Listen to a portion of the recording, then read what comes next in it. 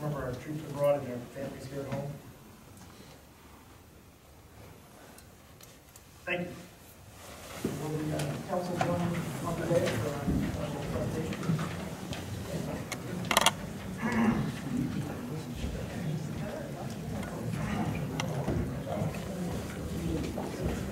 Good.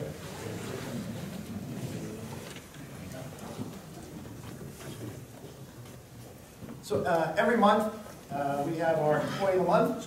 So I'd like to bring up our Employee of the Month to stand next to me before I read aloud why she's the Employee of the Month. So I'd like Kendra Thompson to come on up.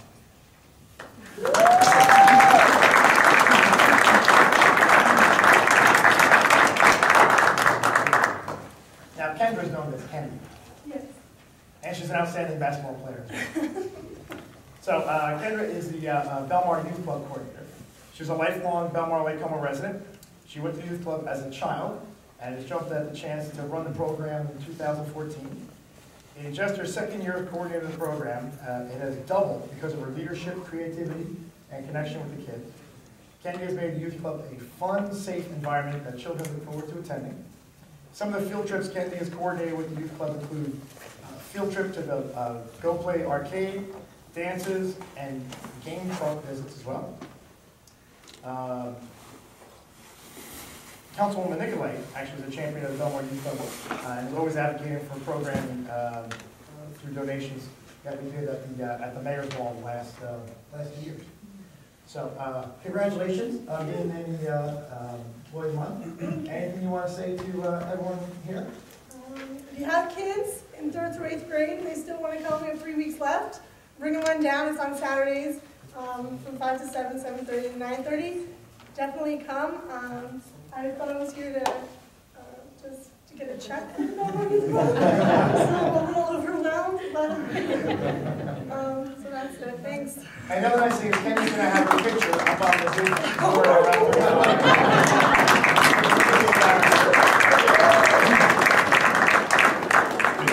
She also gets $100. How come your face is so red, Jenny?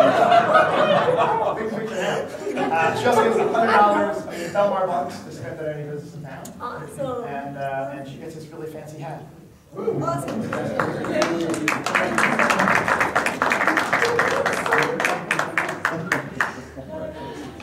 I were you, I'd be embarrassed.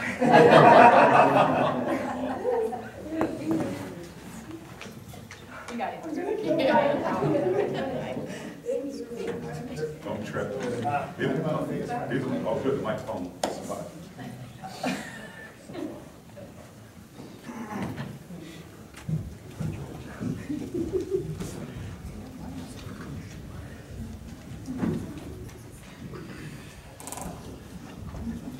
Next, we're going to have proclamations. We'll have Janice Keel Blackburn go first with a proclamation regarding Women's History Month. Resolution designating the month of March as Women's History Month. Whereas New Jersey women of every race, class, and ethnic background have made historical contributions to the growth and strength of our state in countless recorded and unrecorded ways. Whereas New Jersey women have played and continue to play a critical economic, cultural, and social role in every sphere of the life of the state by constituting a significant portion of the labor force working inside and outside of the home. Whereas New Jersey women have played a unique role throughout the history of the state by providing the majority of the volunteer labor force of the state. Whereas New Jersey women are particularly important to the establishment of early charitable, philanthropic, and cultural institutions in our state. Whereas New Jersey women of every race, class, and ethnic background served as early leaders in the forefront of every major progressive social change movement. Whereas New Jersey women have been leaders not only in securing their own rights of suffrage and equal opportunity, but also as the abolitionist movement and emancipation movement, the industrial labor movement, the civil rights movement, and other movements, especially the peace movement, which created a more fair and just society for all. And whereas, despite these contributions, The role of women in history has been consistently overlooked and undervalued in the literature, teaching, and study of American history.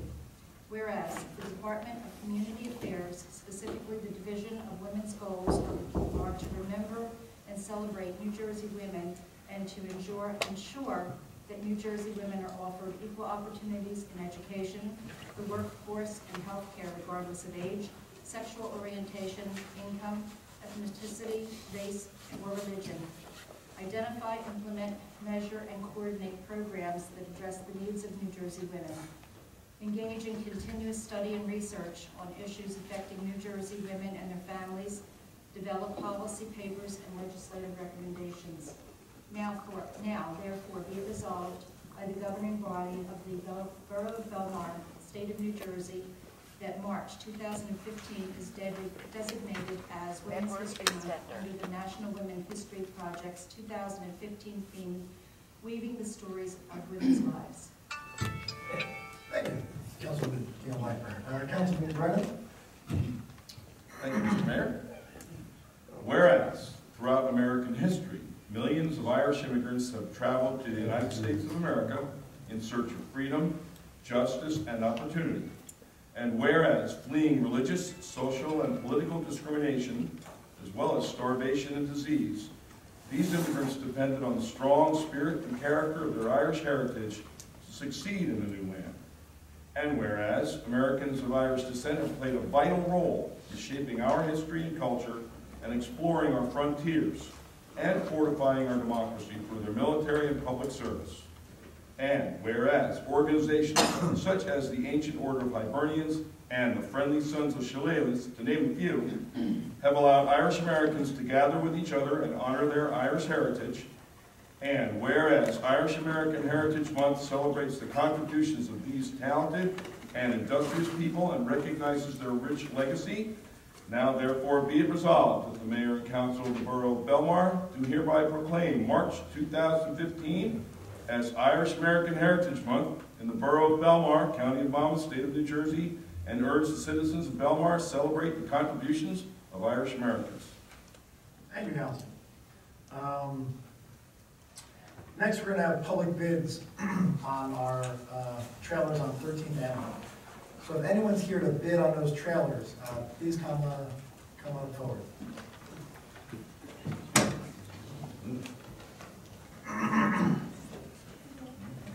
Come to the microphone. If you can line up behind the microphone, I'm going to ask you to state your name and your company for the record.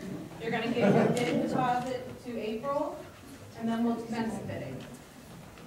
Right.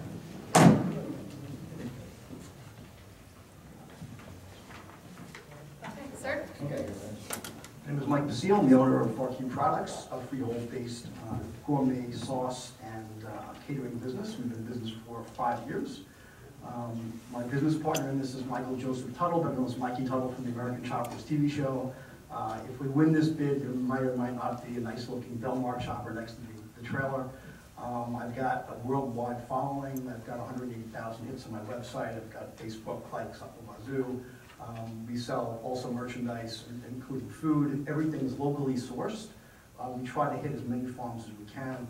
All natural products. We even make the pickles for our relish. That sounds great. Yeah, we just need. Sorry. Yeah, can you spell your last name? It's B as in boy, A-S-I-L-E. And if you could just go over to Go over and see April for the bid deposit, please. Okay, next. name. Kathy Samuelson, Okay. and it's Carducci's Pizzeria. Carducci's. Okay. Just April. Maureen Zalik, Coney Waffle. Maureen, can you spell your last name for me, please? Z-A-L? I-C-K. And the name of your company? Coney Waffle. I'm Tom Giglio, and the company is Bagel Talk. I'm Maybe I sorry, said, you just say say it that. again. Hi. Tom Giglio, and the company is Bagel Talk. Bagel Talk. Bagel Talk, yeah. You just spell your last name for G-I-G, L-I-F. Okay, great. You can make mine for April. Next.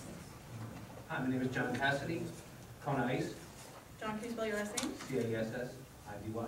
Okay. Kona Ice. Yes. Okay. You can wait in line for April. Next. Carl W. You have that freezer? Okay.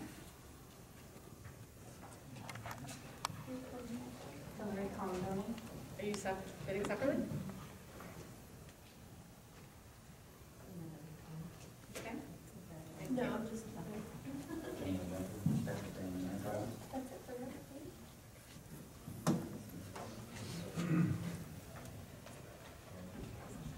Okay, thanks. Just bear with us 1 second. Give your bid deposits, and then the mayor will commence the bidding. So we have we have a total of 7 different companies bidding, is that right? 8. 8, I'm sorry, 8. There's 2 separate ones for Okay, Hillary. Yes. all right.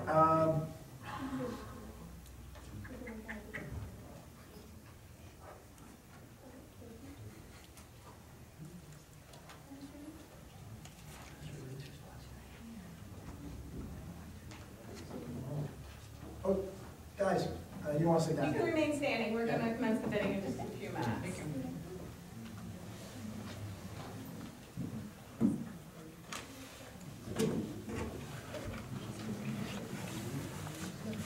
Yeah, let's ask our council. So, Councilor, we have 2 spots that the 8 businesses are going to be bidding on. Well, how would you recommend? Would you have them all bid on one? No, I think we need to separate to 13th Avenue, where Boardwalk Trailer. Trailer number 1? Right, we bid on that. And then the 13th Avenue Boardwalk Trailer number 2, we bid on that. And then we bid $1,500, and it's Belmar.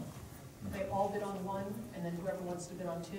Whoever chooses to bid on Right. one, So bids you're on gonna one. you're gonna bid out the trailer 1 first, and then there's gonna be a successful bidder. And then you're gonna bid out trailer number 2, and that will have a successful bidder. Are you also bidding, sir? My question is, can we bid on both spots? If we get one, can we bid on the other? If you don't succeed at bid 1, you can bid on bid 2. What happens if you succeed on one? Sure you can, there's no limitations on that. Yeah, you'd have to pay twice. Sure. Everybody? Okay. All right, well, come on back to the middle here. So, you all understand that there's going to be 2 trailers. So, we're going to bid trailer number 1 first. I'll say a price, just raise your hand if you can do that price. And whoever goes the highest, by law, we have to take it. If by chance you don't get trailer 1, you can stay for trailer 2. If you do get trailer 1, you're not prohibited from also bidding on trailer 2. That's up to you.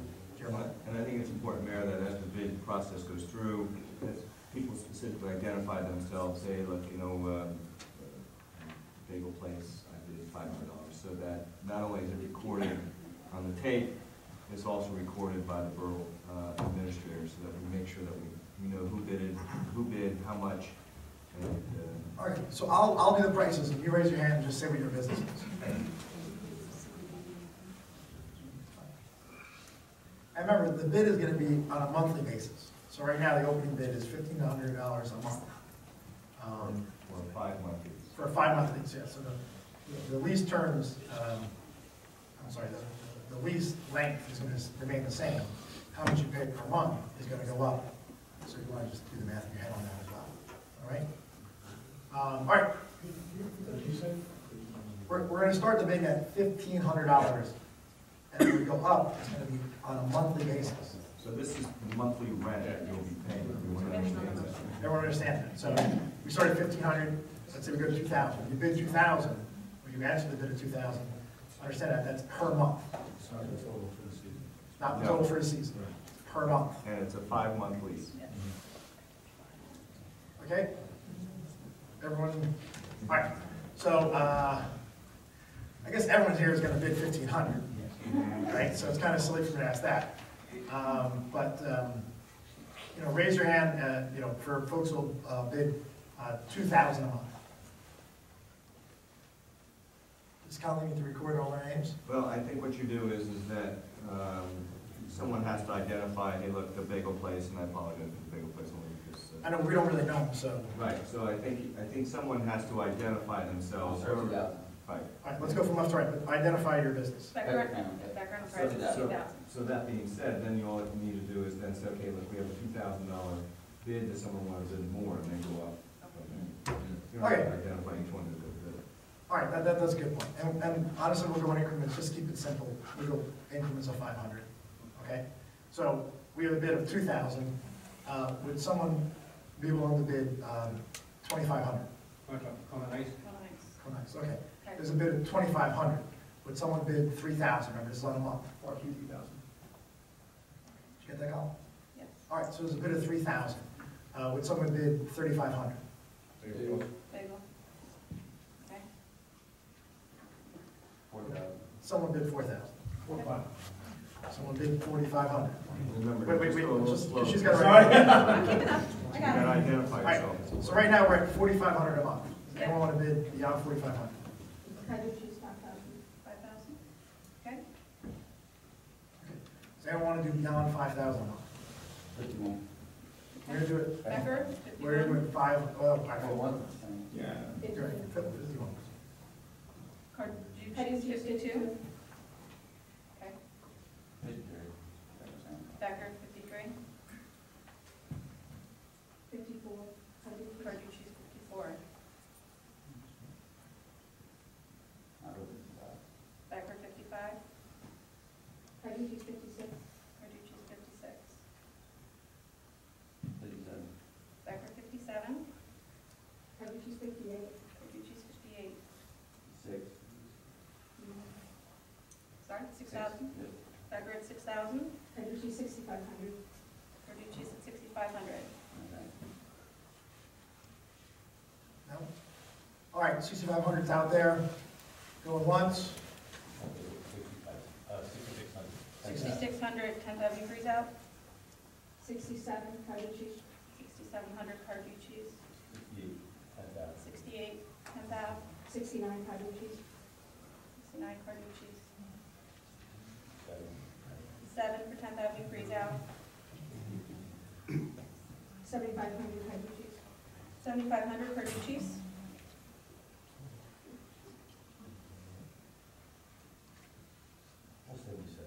76, 10th Avenue Freeze out.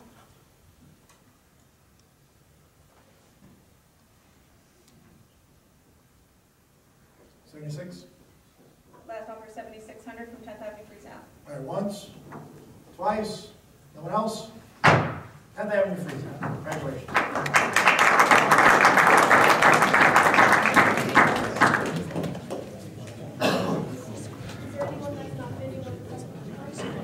Is everyone else still bidding on the second trailer? Okay. You guys good on the second challenge? Yeah, if you're not bidding, you can get your bid deposit back and you can be done.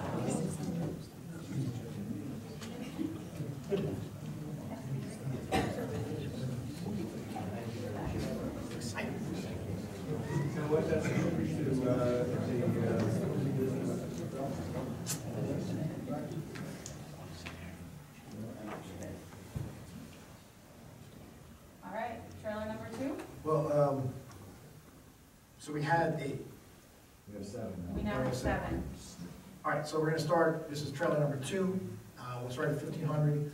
We'll do the same thing again at $500 increments. Obviously, everyone's here is willing to bid at 1,500. Again, the same thing per month for 5 months. So who will go in at 2,000? Let's just say. Becker at 2,000. All right, 2,500? Bagels at 2,500. 3,000? I'm sorry, just me, Mike. 3,000. Okay. 3,500? Becker 3,500. 4,000? 5,000 bagel. 5,000?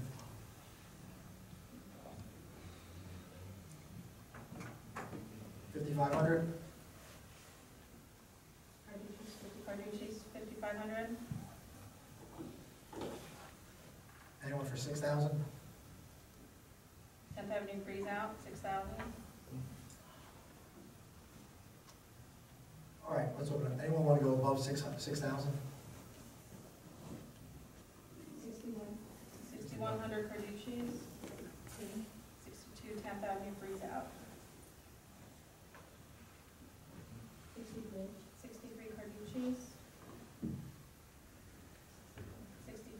Avenue freeze out. 65 Carducci's. 66 10th Avenue freeze out.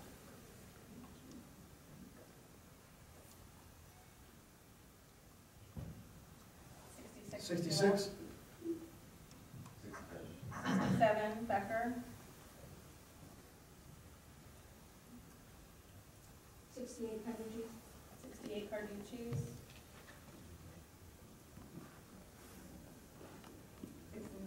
69 10th Avenue freeze out.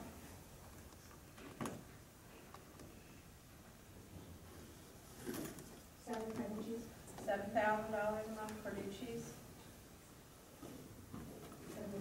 71 10th Avenue freeze out. 72 Carducci's. 72 Carducci's. 73 10th Avenue freeze out.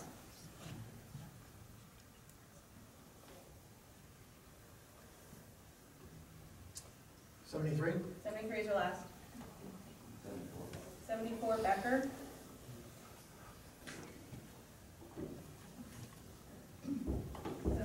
75 10th Avenue freeze out.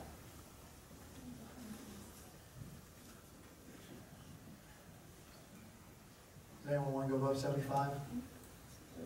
76 Becker. Does anyone want to go above 7600 a month? What? $7,700 a month, 10th Avenue freeze out. 7,800 Becker. Does anyone want to go above 7800? 79 10th Avenue freeze out. 8,000 Carducci's. 8,000 Carducci's. Anyone want to go above 8? Once? Twice? Nope. Carducci's.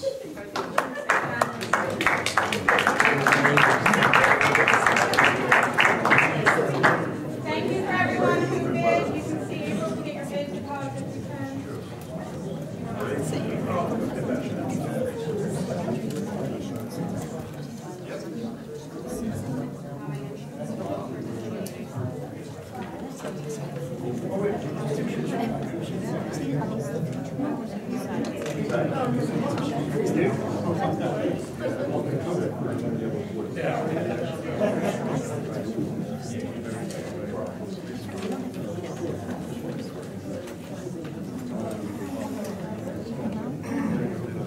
Congratulations. 80 and sunny all summer. I'm going to eat at both of them, same day, several times.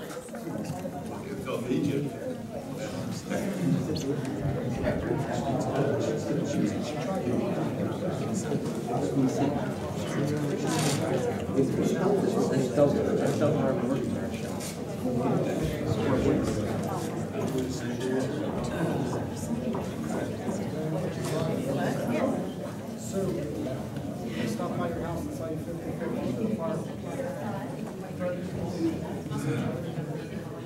They're only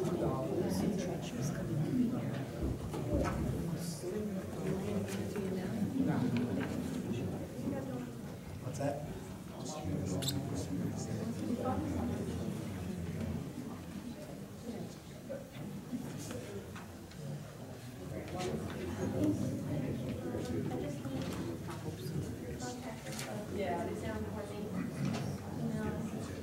Now, we're all familiar with 10th Avenue Freezer, but tell us, Carducci's, what do you guys do?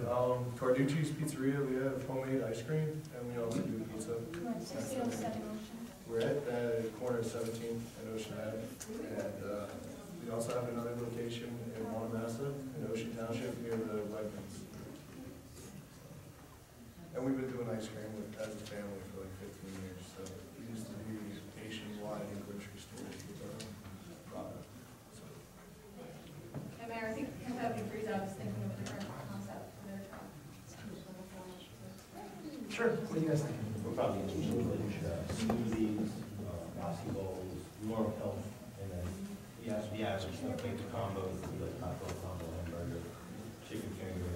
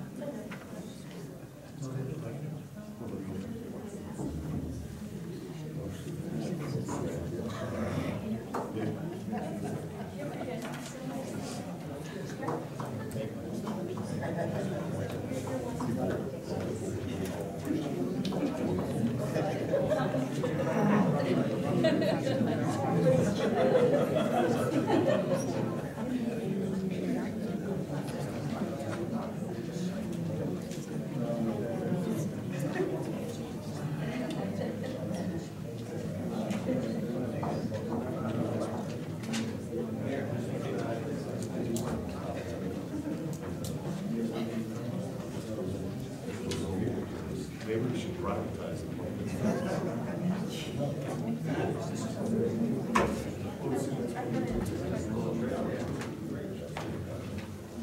All right, next is workshop. I don't think we have anything on workshop. Does any member of the council want to add anything on the workshop tonight? Next are petitions. Any petitions in the audience from the other council? Okay. All right, approval of minutes. I move that the minutes of the meeting held on February 17, 2015 be approved as reported, and that a copy thereof be posted on the borough's website. Second. Councilman Keough-Blackburn? Yes. Councilman McGovern? Yes. Councilman Brennan? Yes. Councilman Italy? Yes. Mayor Darrell? Yes. Next are reports of council. Council President. I don't really have any reports. I just want to say thank you to the police department, fire department, first aid, and Department of Public Works for a great job during the month of February. Very difficult month. You did a great job, and you deserve all the congratulations. Great job on Sunday also. So that is my report. I also was going to talk about the DPW and what a great job they did cleaning up all the snow prior to the parade. Our streets looked fantastic. You didn't even know it was winter time here in Belmar. The police, the fire department, and the first aid squad did a great job on Sunday, as well as the DPW after the parade cleaning up. So thank you to all those groups, and to everybody who's out there, thank you for a wonderful time on Sunday. The 4th annual Belmar Hook and Ladder Comedy Night is coming up on the 20th of March. $35 for the tickets, 6:30 till 10. And members of the Belmar Hook and Ladder Fire Department have the tickets if you're interested. Belmar Historic Society Museum opening is the 11th of April. And walking in the gym continues until the 19th of this month. So on Thursdays and Tuesdays from 1 until 2, if you want to come get some exercise, 22 laps around the gym equals a mile. So come and join us. And that's it. Thank you. Councilman Brennan.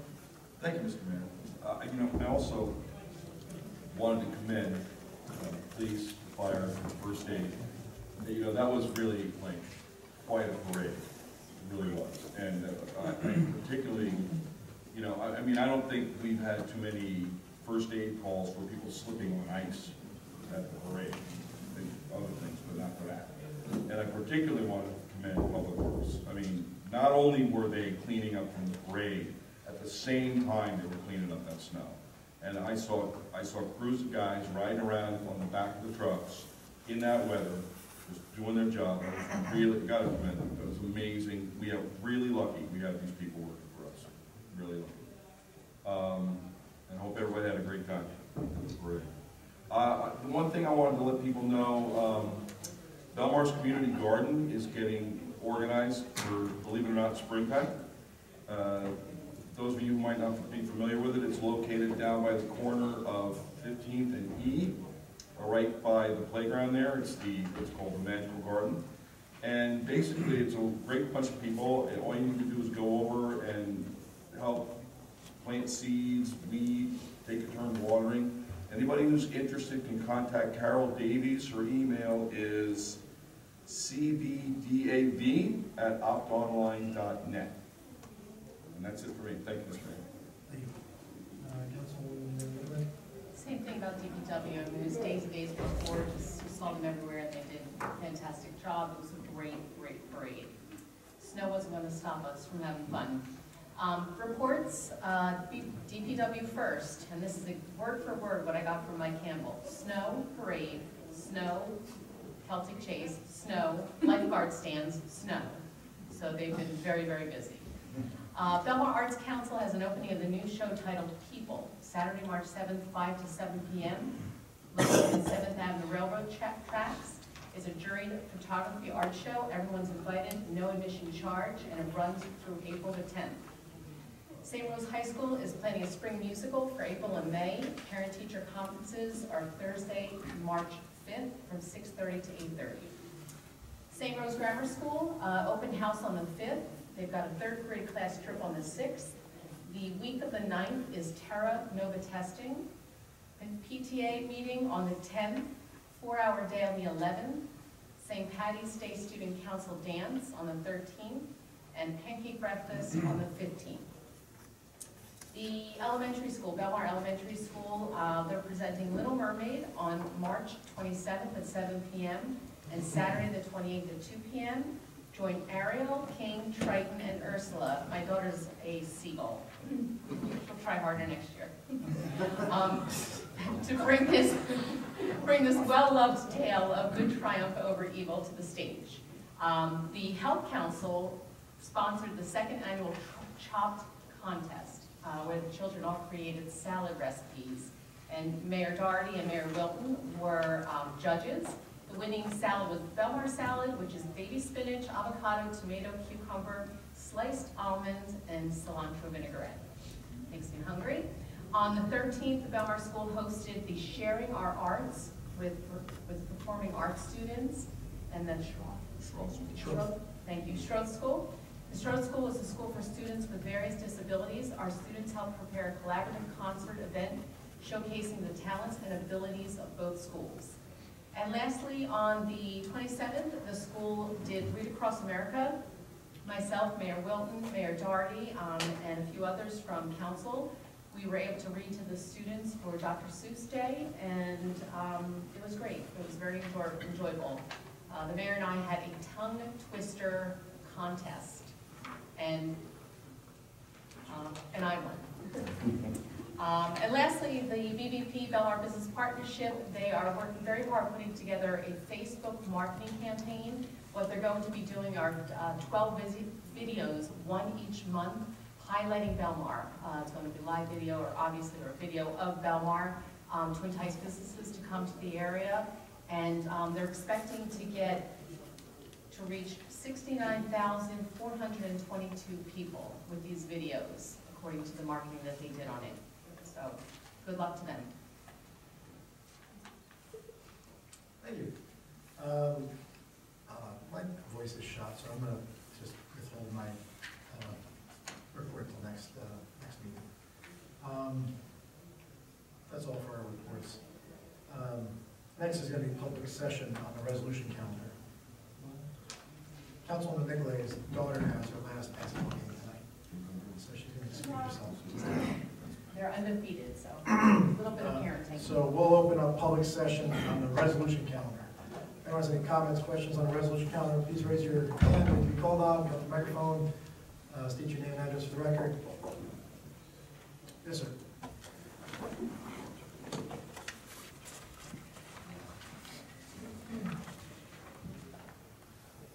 Gene Kramer, 4th Avenue. Mayor, I saw on the listing of special events, on May 29th, there's a special event, Mayor's Ball in Piano Plaza. Can you tell us a little bit more about that?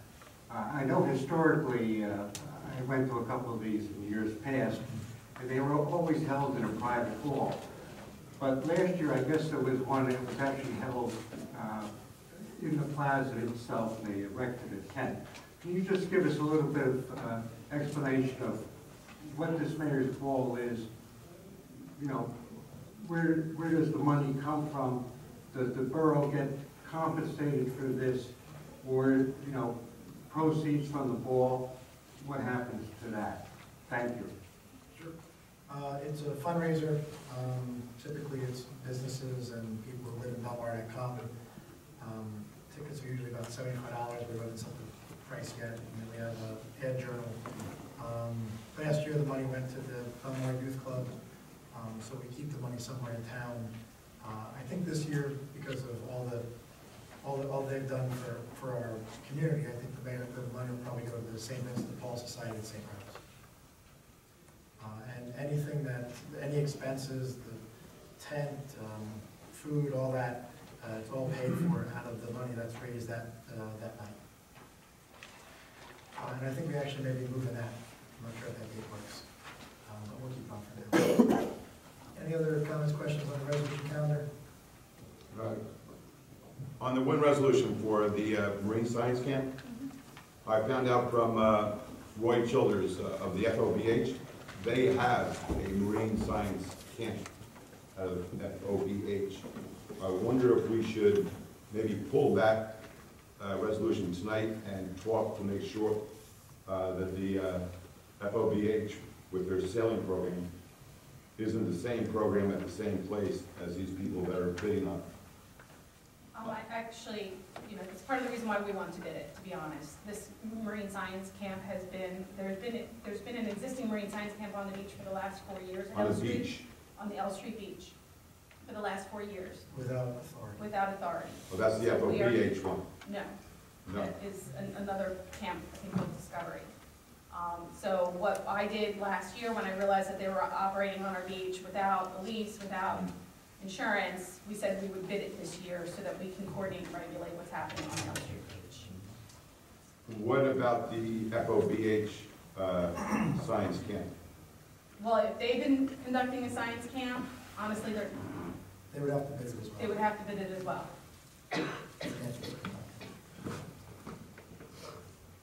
Unless council decides to have 2 programs down there, in which case we can coordinate to the dates and times. But we'd probably have to bid out both of them. Yes. I think I'll have to reach out to Roy Childers, you know, because they've been doing it for the last couple of years. Sure.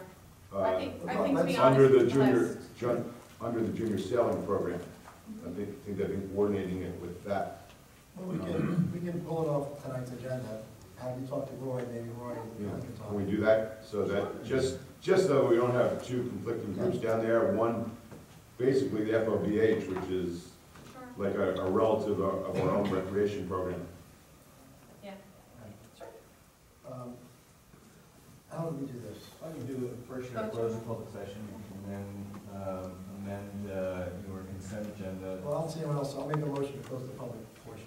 And then just, before you vote on it, just vote to table the resolution dealing here with the resolution authorizing advertisement for bids to lease a portion of the Cleary Park for Marine Science Camp. Councilman Brennan, second. All in favor? Aye. Oh, man. And then just a motion to approve the consent. I'll make a motion to remove the resolution regarding Marine Science Camp at Cleary Park from the resolution calendar tonight. Second that? Councilman Blackman? Yes. Councilman Delvin? Yes. Councilman Brennan? Yes. Mayor Dyer? Yes. I'll offer move for adoption resolution permitting special permits for social affairs for the Belmar Fishing Club. And I'll second. Councilman Blackman? Yes. Councilman Delvin? Yes. Councilman Brennan? Yes. Mayor Dyer? Yes.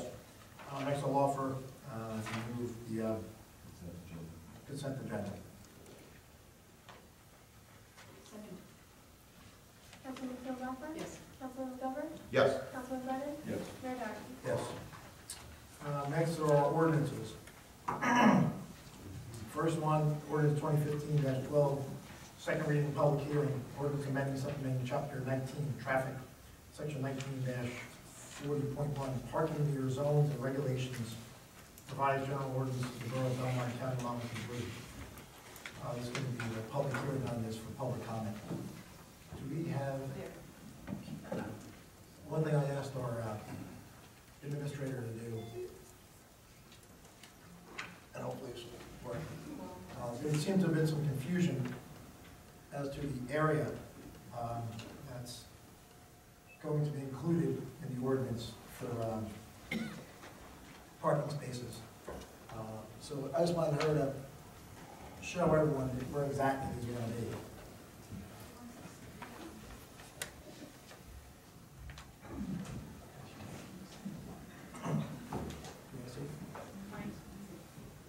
Okay.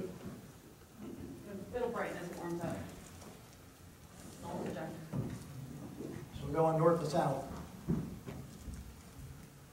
There are these spaces that are around the triangle at Schroeder Park, not in front of anyone's residential unit, but across the street from all of them. Same thing for Silver Lake. You'll see it doesn't go all of Silver Lake or all of Fifth Avenue. It just goes a little past A Street before you get to this fork. And again, it's all along borough-owned property. And lastly, they come and you'll see it's all along the lake itself. You can see the number of spots that are picked up. Particularly significant is around Silver Lake, where there's 98 spots that are picked up. You'll notice that there is no parking meters along the west side of Ocean Avenue, even though that's already included in the ordinance itself. So this ordinance, if adopted tonight, will not change any of the parking meters on Ocean Avenue. They're already permitted from however many years ago. But when we talked to our police department about this, going back months now, one of the things we wanted to do is not put them in front of people's homes. They had been historically on the west side of Ocean Avenue many years ago.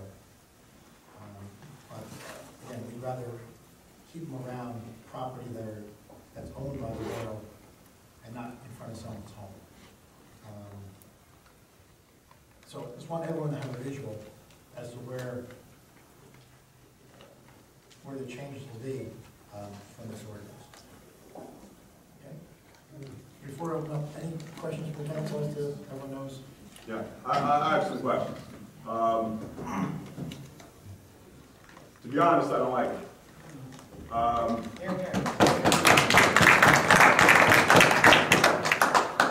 I know we lost about 90 spaces on the east side when we reconfigured the avenue after the storm.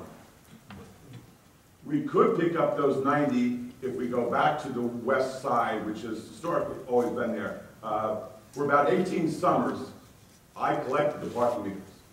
And, you know, there was no problem. Those parking meters were in front of people's houses then. So I don't see the difference. One thing it does by putting parking spaces on the west side, it prevents someone from coming down on a Friday night, parking there, staying there the entire weekend, and then leaving on Sunday. At least if you have a parking meter, those people will be moving their cars. So I think that helps the parking along Ocean Avenue. Going down Silver Lake or around Schroeder Park or down North Boulevard, on one side of the street, it's a freebie. You can park there all day long and not worry about a ticket. On the other side of the street, you have to feed the meter, and then if you mess up, you could get a $65 parking summons. So that's a lot of money. And as I said, when I collected for about 18 summers, once you get north of 9th Avenue, the revenue dropped off tremendously. I don't believe these numbers that we're going to pick up that much more money from those spots. There were times on like 2nd Avenue, 1st Avenue, where after a week, the meters only had a couple of quarters in it.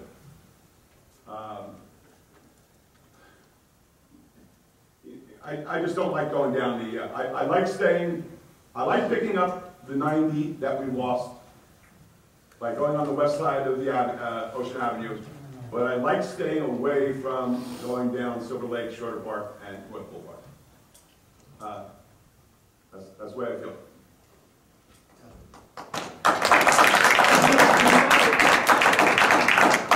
Let's open this up to public hearing now. So if anyone has a comment, question, please raise your hand, wait to be called on. Come up to the microphone. Just, yes, say your name and address for the record. Come on up, sir. Sir. Sorry, you called on. I'm sorry.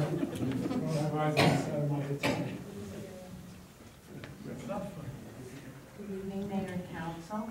My name is Susan Gerber, and I currently reside at 208 Fifth Avenue. And I just would like to point out a few things. I understand that the meters are going on the south side, which technically is not in front of anyone's homes, and it would free up no meters in front of technically my house. I'd like to share from Ocean Avenue, A Street all the way through B Street, there is not one single family dwelling, with the exception of the new house that was recently built. To the west of me is the executive house, which is condos. They're allowed one space in the back. If somebody is married and there's a huge influx in the summer where it's very transient and they rent maybe 3 girls in one unit. So typically in the past, the overflow has always been in the front. My unit upstairs has an occupancy of 3 bedrooms. Next door to me to the east is my neighbor, who is also a 2-family. The Morning Dove Inn has capacity for 9 rooms. To the east of that is a 4-family, another 2-family, and so on. So my concern is, in the past, usually people leave the beach, usually 4 o'clock from those slots. And my tenants who work would come home at 4 o'clock and either park in the front, which now that I believe there won't be availability because people are going to avoid these meters. So if there's an empty spot on a meter, they're not going to be able to park there. So that's my concern. It's already, I've already made concessions to have them park on a Saturday.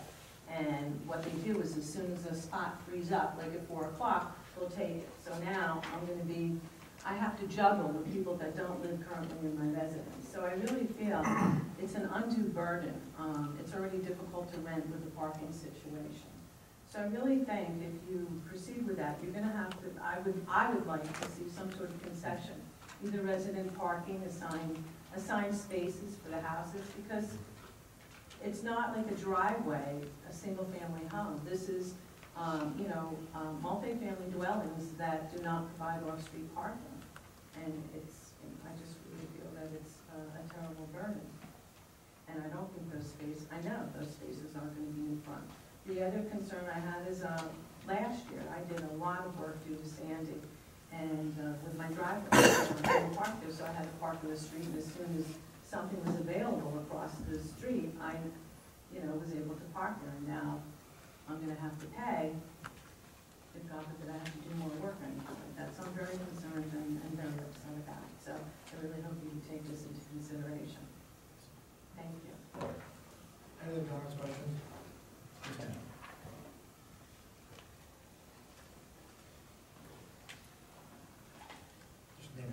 Good evening, council members and Lori Thompson. While I reside in Neptune, I've been coming to Belmar for my entire life, whether it was with my family when I was younger or my adult life when I was older. I'm here to speak in opposition of the parking meters, but I'm going to focus mostly on the northern half because that's where I tend to go. We have a very vibrant volleyball community. We're all here in the back. We play mostly on 4th, 5th, and 6th Ave. It's very residential there. It's not the touristy part of Belmar. We're there every day in the summer playing. And even some of us who are a little crazier are there in the winters on the beach playing. But we will mostly park right where the lake is. And, in going there all the time, you get to know the residents. You The badge checkers are always the same. The people that are there are always the same people. You're seeing the same families. You're seeing the same beachgoers there day in and day out, year in and year out. And you have the condos that are there, or the townhouse apartments there on Fifth Ave. They're always trying to park there. You know, it's not the tourists that are parking there, it's residents, it's locals, those are the ones that are using the spots. My question is, I know since Hurricane Sandy that beach revenue has increased 2013 and then it tripled between 2013 and 2014, according to an article that was posted in Belmar. Why is this increase needed for the parking meters? There is this revenue. And, I'm sorry, to make another point, the people that are parking there are the ones that are on, those names are the ones that are on the plaques that help support the Buy Aboard program, to help replenish. You know, and those are the ones that you're voting, not the tourists that are coming down on the weekends. Well, first I want to mention, I did get your email, and if you want, I can put it in the record as well. It was very well written. Beach revenue did not triple. Someone may have just given me some misinformation.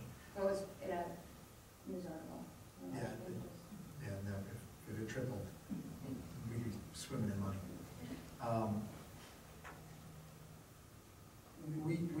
We did incur a tremendous amount of debt from dealing with the storm. And, you know, we've done a pretty good job managing our debt. Recently, we were given a letter of improvement by Moody's, showing that our credit forecast is improved. And one of the things they talk about is generating more revenue to continue to manage our debt. We don't have a lot of industry. We don't have really big commercial properties. We do have the beach. And it's the one real asset this community has. This allows us, and I understand you don't live in Belmar, this allows us to generate revenue, significant revenue, outside of property taxes for our residents, primarily for people from out of town. And again, I sure hope you continue to come. I gotta imagine a guy named Carl Kraft is part of your volleyball clan as well, and believe me, he's given me more than an earful, and I'm sure you do know him, so you know he's pretty strong in his opinion. But when we look at our town, you know, one of the things that was proposed in the redevelopment plan on this side, on Main Street and stuff, was actually to do metered parking around here, like you see in Asbury and other towns. The problem is we're not there yet. We don't have the demand right now for that. Where we do have the demand is by the beach. So again, I think you guys are incredible. I love watching you play. My daughters love watching you play. I can't come close to even doing anything you do. I think it's a great draw. Having you down on Fifth Avenue in front of La Dolce Vita and La Terrazza. And I told Carl the same thing as well. But when you look at our town and you look at running it like a business and generating revenue, you know, there's very few places we have to go. This is one of them.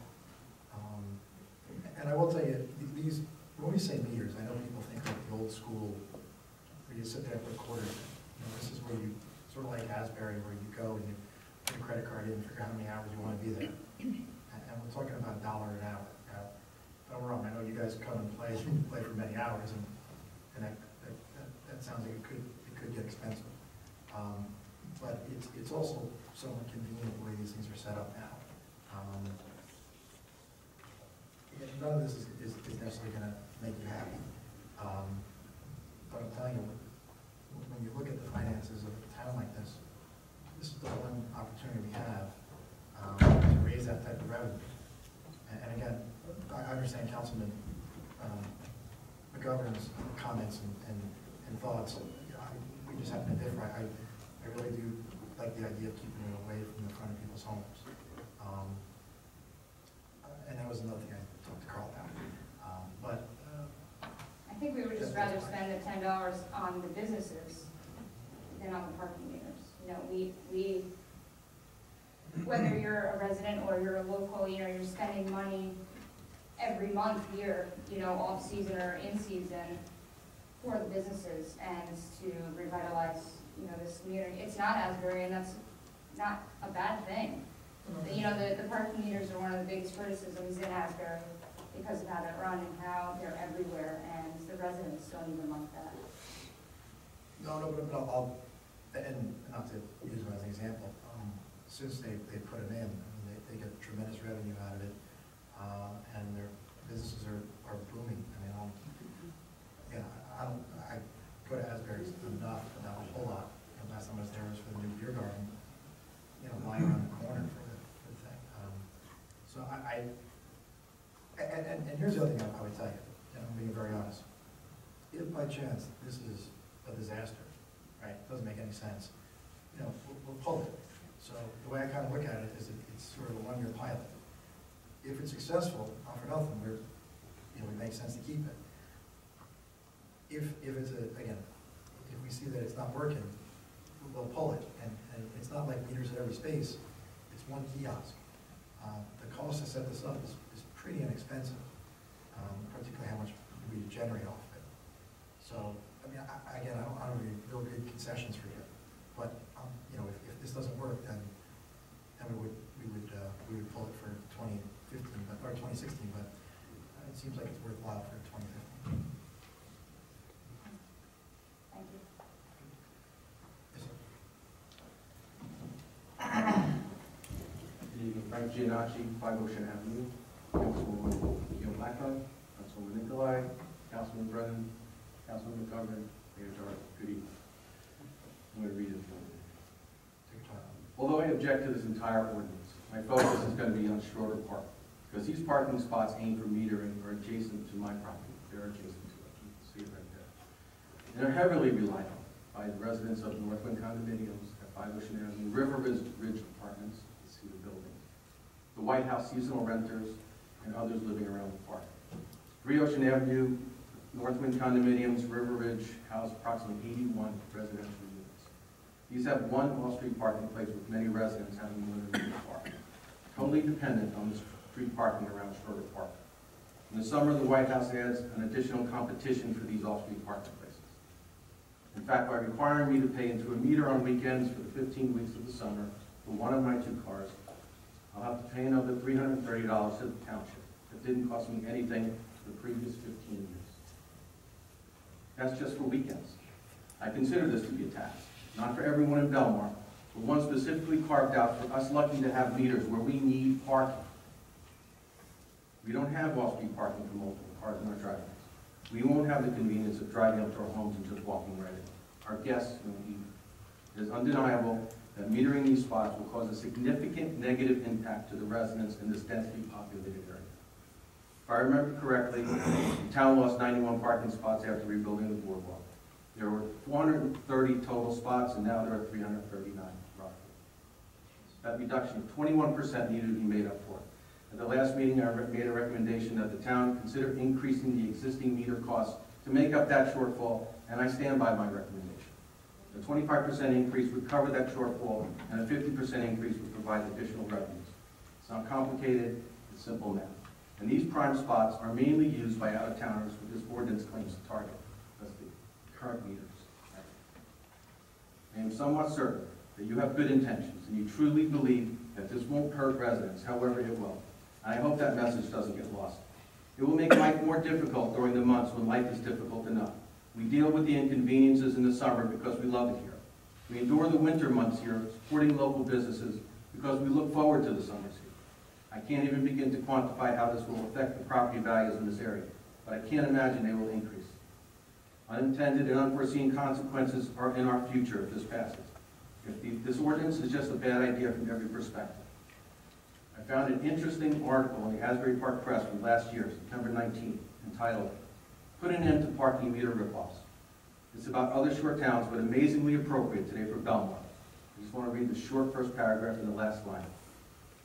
Why some Jersey Shore beach towns seem determined to kill the goose that lays their summer golden eggs with punitive parking ordinances beyond us. But it happens far too often in the form of confusing parking instructions, and a level of enforcement that borders on the rabid. These municipalities seem oblivious to the fact that summer visitors are going to get fed up and take their sun and summer fun elsewhere. In their attempt to get more and more cash, they will end up losing much. I was told by several people that I'm wasting my time and this is a done deal. I don't believe it. I am asking each of you to have the courage and the conviction to vote no on this ordinance. Especially no to the 1 year, that see how it goes idea, because everyone understands once it's in, it doesn't come out. That's just politics. That's just the way it works. If it's whether you want meter every spot in town, so everybody is treated.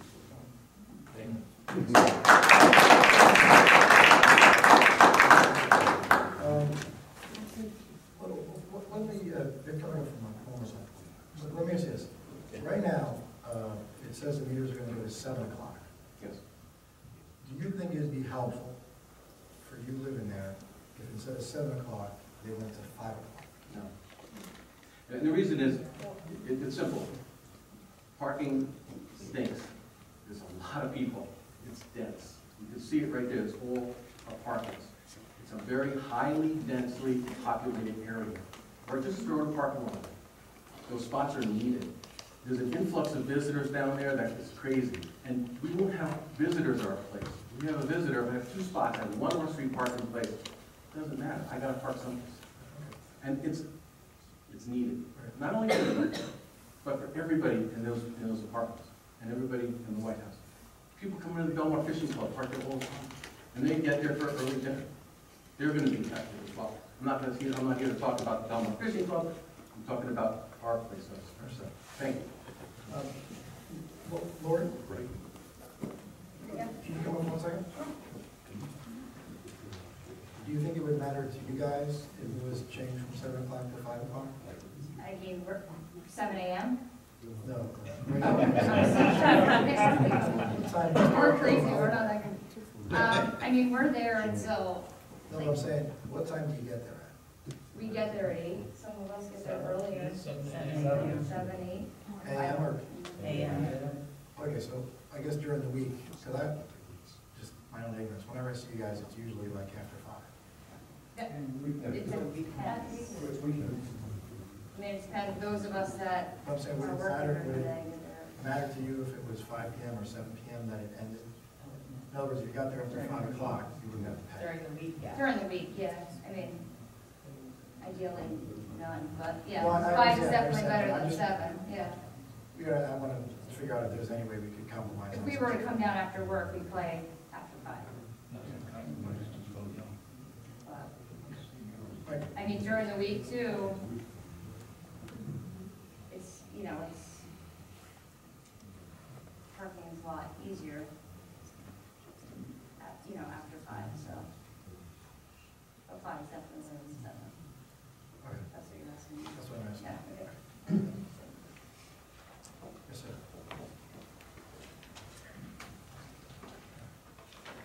Thank you, Mayor and Council. I don't envy you for the work you have to do. And just name and address for record, sir. I'm sorry, Nick Valenti, 5 Ocean Avenue. Thank you, sir.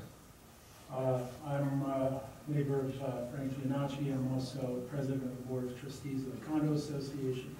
Speaking on everyone's behalf. You received a letter from you as well? Correct. Okay. Put that in the record for you guys. And as a former professional planner, Frank said it more eloquently than I could put to words.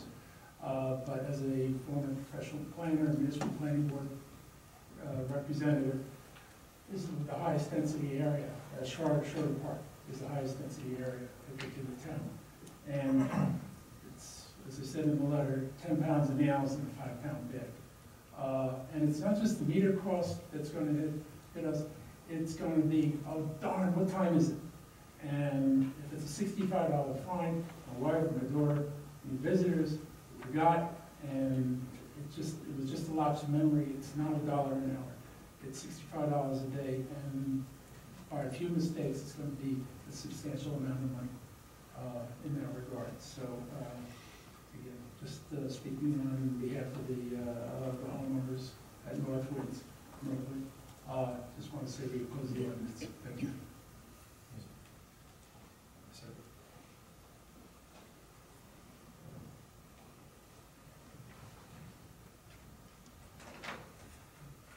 evening. Peter Faro, North Boulevard. We're going to have something in common. I collected metered money from Nutley for 4 summers. Oh, yeah? We also agree on this opposing the ordinance. You expanded DJ's occupancy and that increased their parking, the need for parking in your Lake Como on our end of town. Where do those people go? You put meters in, side streets around us will be even more crowded than they are, and it creates an extra burden. I was really just coming to ask a question until I heard all the opposition. You're going to not put in meters, the ordinance said meters, I assume you're going to put in the same kind of a device to put in your money and for your credit card. There's one or two of those along the stretch, but. Correct, there's not going to be meters in every space.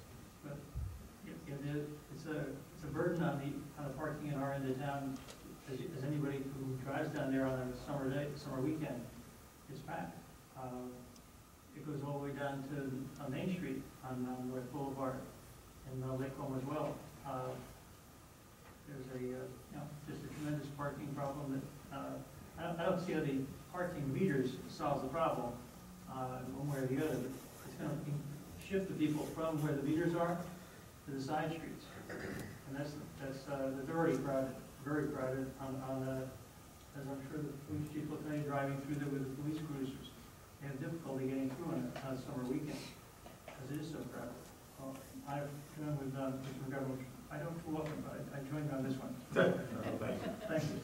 Thank you. I would tell you that this in no way is meant to solve any parking problems. I mean, if it's 85 and sunny on a Saturday in Belmar, people are parking on the other side of Main Street. So it's not designed to solve any parking spots. Again, if we do this, and you're right, and no one's parking in the metered spaces, then we would eliminate it. And to say that you can't eliminate it going forward is not accurate. As I mentioned before, there used to be meters on the west side of Ocean Avenue. If the town wanted to, we could do that any time. We choose not to. If this is a bust, we wouldn't choose to continue it. It wouldn't make any sense. But I think it sort of, your point is that there's a lot of people here in the summer, and there's parking spaces that are full. That's sort of the idea, is that we can now generate revenue off those parking spaces that are full. So again, if all of a sudden no one's parking there because of the meters, we'll stop metering. You raised one issue. Second World War came, they found the estate tax for the first time. They're going to take it off the temporary tax. Guess it's still there. I'm just telling you, it's already been done. Yes, sir. Council members, Mr. Mayor, my name is Jack Suarez of 5 Ocean Avenue. Again, I mean, you want to add parking spots, you want to get revenue. Why wouldn't you just raise the meters as they are today? And you can increase your revenue without adding almost 160, whatever it is, spots, 200 spots. Why wouldn't you not just increase the meters it is today? And that's who you're affecting. You're affecting the day comes down here, not affecting the homeowners that live here all year round. Why wouldn't you not just raise that, and then it would be a lot cheaper for you than putting in all these parking spots? Has that even been considered? You know, and right now we're at $1 an hour. Right. You don't necessarily want to go above $1 an hour. But you're not targeting the day trippers down here. You're targeting the homeowners that live down here, or the renters that rent here all summer. Those are the ones that are going to be paying all these needed parking spots, not the people that come for a day and leave. It's going to affect me having 2 cars, having my kids and my grandchildren visit for a day. Now I got to find them parking. Or now it's going to cost me $11 a day to have my family come to visit me. Right. And that's why, again, we wanted to mitigate against the impact to residents by not having it in front of their house. All this is a long, It's a long drawn-out thing. Like Schroeder Park is saying it's 57 spots, and you're saying it's not in front of anybody's house. That White House adds 27 units in the summertime. 27 units, 2 cars per person, that's 54 parking spots. Where are those 54 cars going to run out with if they don't have to pay? If they have to pay for meters, they're not going to park there. Where are they going to park then? I mean, common sense will tell you. I mean, they're not, these people are not going to sit there and pay $11 a day to park their car in front of the White House, where they live now for the summertime, after paying, you know, the rental for the summer. I just think it's a bad move. Thank you. Yes, sir.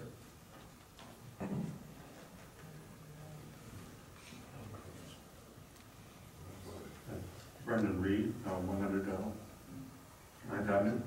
I agree with the speakers who talked about the parking issues. Our building, which fronts on Ocean Avenue, has more vehicle-owning tenants than off-street parking spaces. Could the borough take a deeper dive into the parking and traffic and also the safety issues in the beachfront area in partnership with Monmouth County, which is responsible for Ocean Avenue? Good.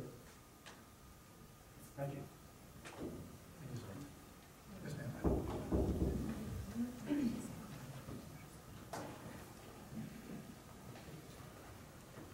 Good evening, council members.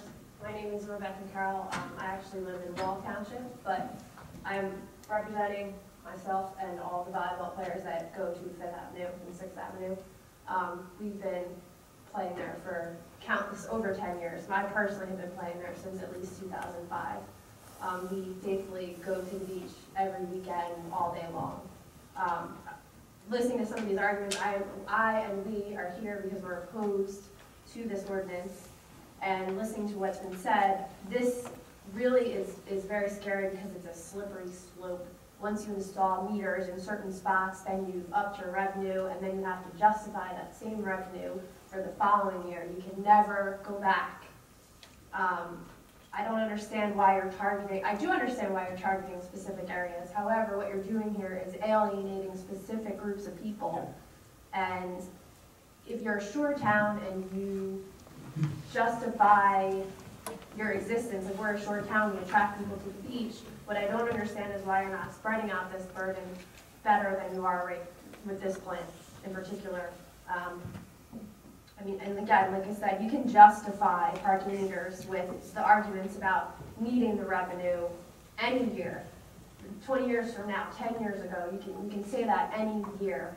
You really need to consider that this is a slippery slope. Nobody listening believes that you're going to remove the meters once they're in place, especially since it's such a simple thing to install them.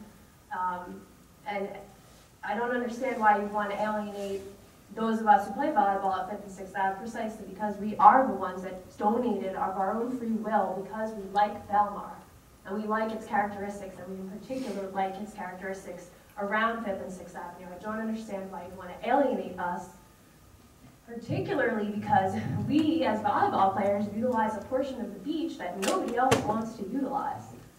No regular beachgoer wants to sit up by the boardwalk on the really hot sand. They're also not there when it's raining, they're not there when it's, you know, all the other characteristics that draws people to the beach, we are actually there when those characteristics don't exist. So I don't understand why you want to alienate us. We are a large group, we donate a lot of our money, like I said, the Build a Board, Donate a Board, whatever that campaign was.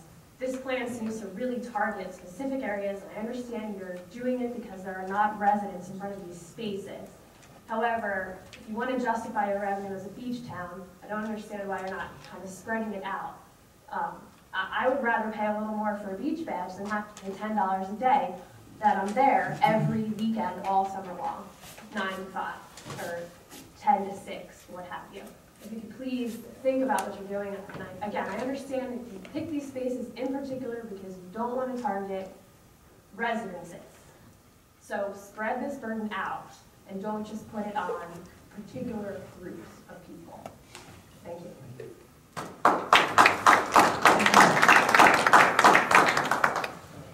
And I would say, and is it still there? Yeah. If you look at it, we did try to spread it out geographically. So there's one in the northern part, one in the central, and one in the southern part. And I would say that if we just did Ocean Avenue and none of these, I'm sure we'd have people come up and say, don't do Ocean Avenue. If we went from $1 to $2 an hour on Ocean Avenue, I'm sure we'd have people come up and say, don't do that. Can you try that? No one's targeting anyone, and I'm sorry you feel like that. No one's looking to alienate anyone. We are trying to spread it out, to be honest with you. And this is the best way possible. But you're right, we're trying to do it in a way that doesn't impact, you know, it's not in front of a property that's owned by the residents who do live here. Yes. Patricia Correa, Ocean Avenue. So I'm looking up there and it looks like there's 19 blocks on Ocean Avenue, like you were saying. Okay. Yeah. And there's 6 of those blocks are not residential, they're business. And obviously from the comments you're getting, what you said is that this isn't to solve a parking problem, and it's not. And you don't want to have parking meters in front of residential homes, but from the comments, the residents are the ones who really have a problem with this. If you were to do like Mr. McGovern said, or like they did years ago, and put it up Ocean Avenue, there's only 13 blocks there. Me living on Ocean Avenue, people don't park on Ocean Avenue, we park behind. There's hardly any cars parked on Ocean Avenue in the wintertime. The residents don't park there. We have other places to park. So if you went up, not counting the 6 blocks that are commercial, you're really not, you won't have a problem with those people who live on Ocean Avenue that these people are having who don't live on Ocean Avenue. So those 13 blocks, again, you could count the cars on maybe 2 hands, the people who live there who park on the west side of Ocean Avenue. Should maybe rethink that. Take a couple of drives up Ocean Avenue and see who's parking there, how many cars are on Ocean Avenue for the residents. And, because I see people parking on the side too. I have, on 3rd Avenue, there's an apartment building. So there's always people on the sides that always have people come and visit them. It may be better for people in Belmar to actually put it on the west side of Ocean Avenue and keep everything on Ocean Avenue. We get to use that money if it's on the west side of Ocean Avenue. It's not beach road. Right, but again, right? Meters are already permitted on the west side of Ocean Avenue. Right, so that's not, but it's not beach utility money, it's on the west side, so we could use it for the city. Same with the other parking spaces as well. Right, but on the west side, you have less of an impact, I believe, to the residents of Belmar, which I know you want to make.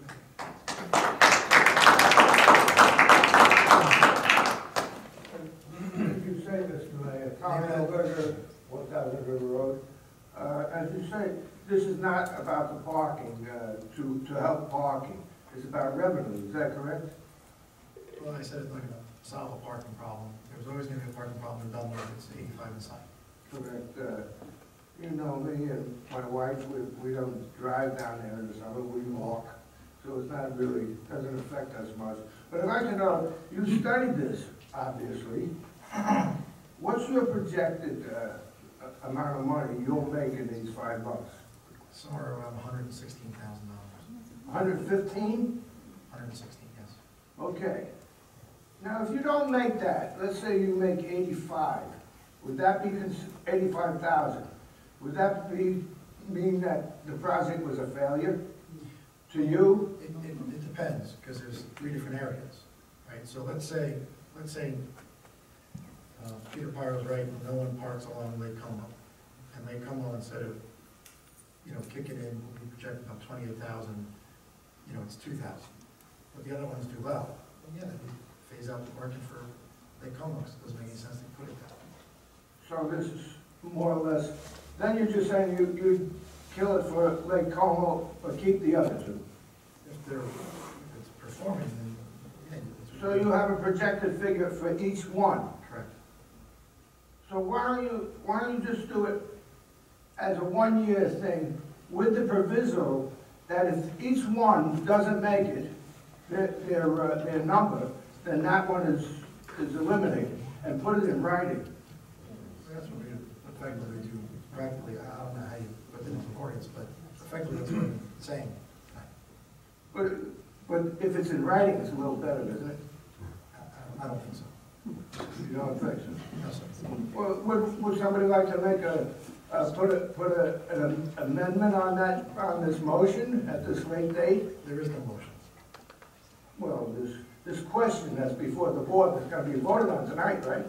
The ordinance is going to be voted on, not your question. The ordinance. Correct. Can an amendment be put on it right now by one of the members? No, you really have to table it and reintroduce it. Thank you, Mr. Mayor. Yes, ma'am.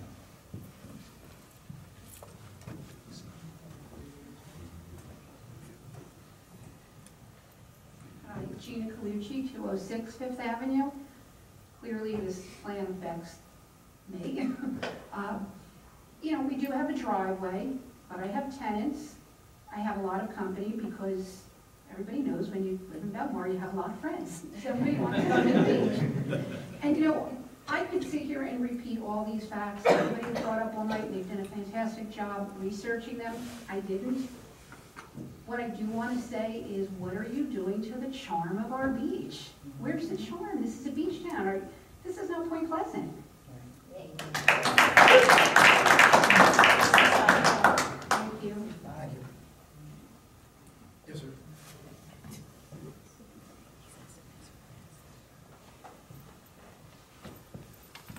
Well, 5 Ocean Avenue. I heard you use the word compromise when I first walked in. Have you considered, like Hoboken, Jersey City, getting a residential parking permit? I'd be willing to pay $25. I'd buy 5 or 6 of them. If I park my car and I have this permit, I don't have to swipe the card. I don't get a parking ticket. I get a pass. You get to snag everybody else who's coming in from out of town. Or put all the meters on Main Street, because if I come down here to buy a 6-pack or get a pizza, I don't mind putting in $1 or have dinner, putting in $2 or $3, and I'm gonna leave in 2 or 3 hours. I'm not gonna get hit for $11 and a parking ticket and my kids and my relatives. Because if you put it on Main Street, then you're gonna have all the business owners here instead of just, you know, the homeowners who do use the parking pass. So a parking pass, I think, might be a good compromise. You're gonna get $115,000. There's probably 115,000 people who park in front of the liquor store in the summer. Put them on Main Street instead of putting them around the people's houses. Well, again, I think I mentioned before that one of the recommendations, obviously, or one of the recommendations from the redevelopment committee or the advisory board was to put meters in the commercial area. My estimation, I just don't think that the town has the demand yet for it. I think in the future years, as we continue to redevelop and make improvements, you know, I would agree with you. I just don't think that the demand's there for it right now. Whereas when you look at these areas, it seems to make sense that demand is there. If we're wrong, you know, or maybe we are wrong, then we won't do it in future years. Your idea of I guess, parking permits, you know, that's something we can explore, but I don't think that's going to satisfy people. We couldn't give 5 to each resident, and that sort of defeats the whole purpose of this. Well, even if you gave 2, it might relieve at least some of the stress that's on the homeowners now. I don't disagree. We could take a look at that, but then we're starting to get into areas where it becomes a bit impractical. We could definitely look into it, and I'd be happy to talk with folks at 5 Ocean about it, but I couldn't say for sure right now. We can do that. When we did look at it, you know, again, whether it's 2, 5, it sort of defeats the purpose of doing this, and then all of a sudden, all we're doing is taxing our residents for living there. It doesn't make sense. The idea here is to generate revenue outside of property taxes from people who come to the town, not necessarily people who live here. I know that people have concerns over there, but if all of a sudden you just someone parking permits, I think people would object to that as well. That makes sense? Well, honestly, if this is the way it's gonna go, we should actually have a parking permit for every resident in Belmar. Because that's where that's gonna go. That's what I'm saying. I think that's a good idea. I know where everybody parks, and Jack's front door is right across from Schroeder Park, and I see his truck there every morning, and my truck is there, and, you know, that's where we park. and we park on Ocean Avenue. And it's gonna become a big burden on selected people, and that's just not right. If you wanna spread it out, do the whole town. Because now what we're all gonna do now is we're all gonna go down First Avenue and Second Avenue, and all those people who get their nice, beautiful street back at 5 o'clock at night and everybody goes home, we're all gonna leave our cars there all weekend. From Thursday night, we're just gonna load it up, and you're gonna start hearing complaints from them too. And we'll just load it up and leave them there and walk home. Because that's the way it's gonna be. Thank you for your time.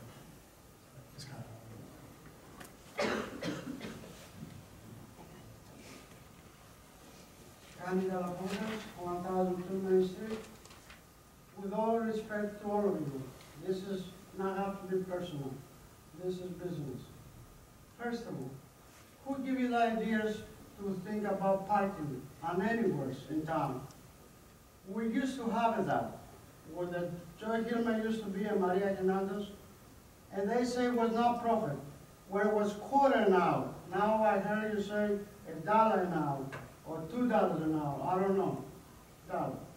So the only ones is here, as far as I know, it is Brian McGovern and me. He may be before me on this town. And we know very well, we not deserve to have a people penalty and just welcome them here and then give it to them, hit them in the head with different kind of fines or pay this, pay that, pay this, pay that. Please leave people not have to think about all the stress they get from us. This is the town for everybody. The water bills is for everybody. I don't know why they have to pay. I always say that and I say that again. God put that water for the people, not for me or you or anybody else. And the parking should be first served because the ex-mayor, I don't know who which one was that one, or Maria Hernandez, they bought a building right on 10th Avenue and side across from, it used to be a commerce shop, now it's not. To make a parking area, nothing. Then they sell that old building, old municipal building, when they can make it there, they sell it for nothing to the people they own now. They can make it high-rise like New York parking, so it will be no issue. And another thing, you take away, I don't know whose idea was that, I said that before, I'm saying it again, because I'm bothered, it's very bad. The east side of Ocean Avenue, you put all kind of stones, all kind of out, from drive 2 cars, then they come to 1 car. You ever pay attention to those things? Steady, and I don't know how they let you do those things and take away the road. Yeah. You mean the bump outs on Ocean Avenue? Ocean, East Ocean, from First Avenue to wherever we go. Yeah. You take away maybe a 100 parking and put a stones there, and then put a divide like this out to the country comes, and from 2 cars driving, they have to come on one area to drive 1 car. That's very, very more for an accident and for our convenience for people that are driving. When they come from 2 cars to have to now 1 car. Please, don't do that to taxpayers. Thinking before you do anything, steady. I don't know if somebody gives you better ideas and you follow, but if you do, steady yourselves. Not get better ideas for others, because it doesn't look right for our town. I'm over 50 years here, and I know, so take a look and see. Don't disturb, please, the visitors or the people living here or anybody. We all people, God's people. We all deserve. And just so we're clear about Ocean Avenue. Ocean Avenue is actually a county road. And when we rebuilt the boardwalk and put things back, the county engineers told us how to design for parking. The idea of those big rock areas is for pedestrian safety. So we did those parking spaces on that. It wasn't because we wanted to design it that way. We would prefer to go back to the way it was before. But it's not our road, and you know it's more up to code now than it's ever been. parking spaces. Thank you, Matt.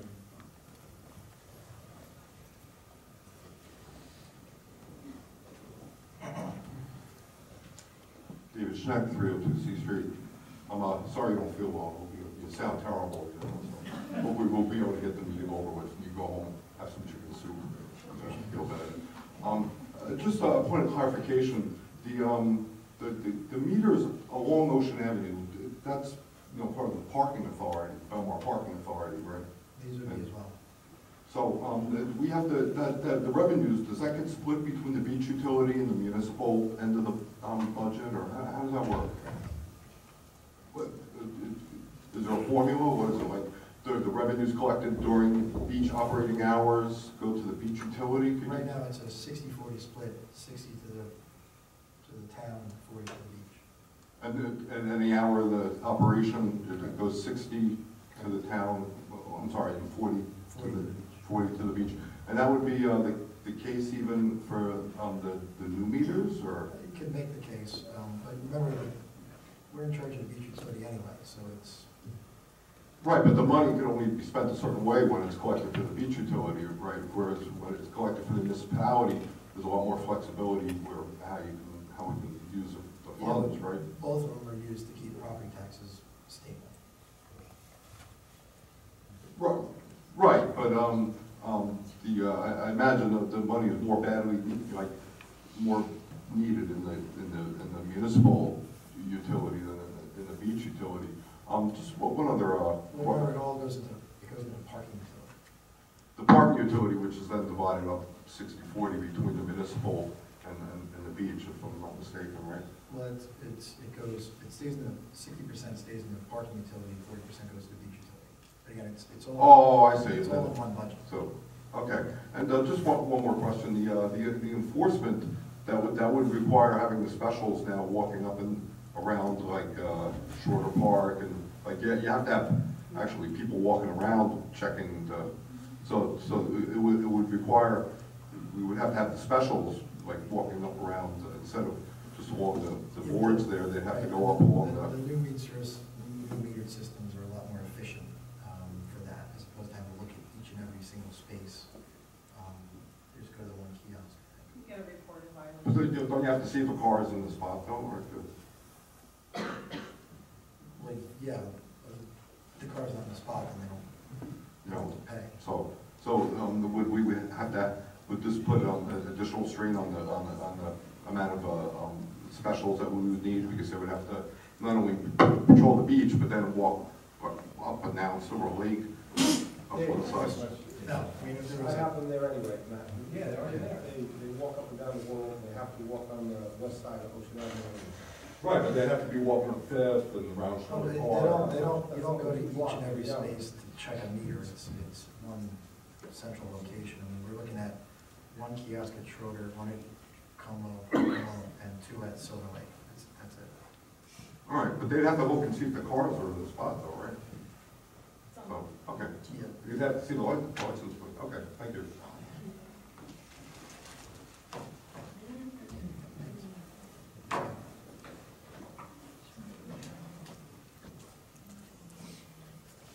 Mayor and Council, my name is Stephanie Engelstad. I'm the business manager at the Belmar Fishing Club.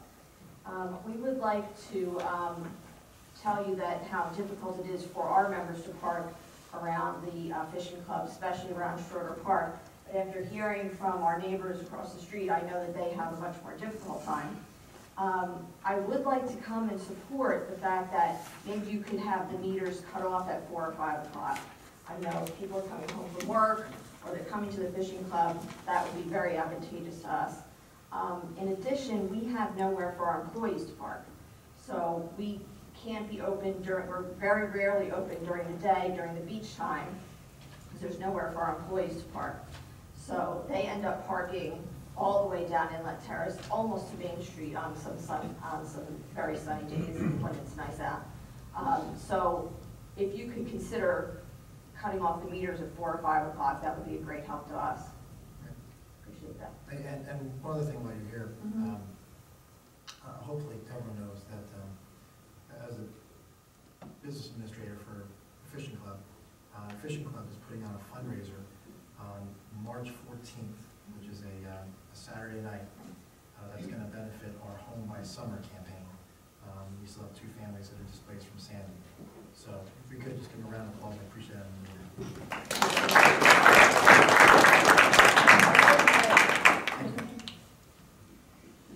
And Bob Long's going to match every dollar donated, right? Mike Boyd, I mean. We'll discuss. Yes, ma'am.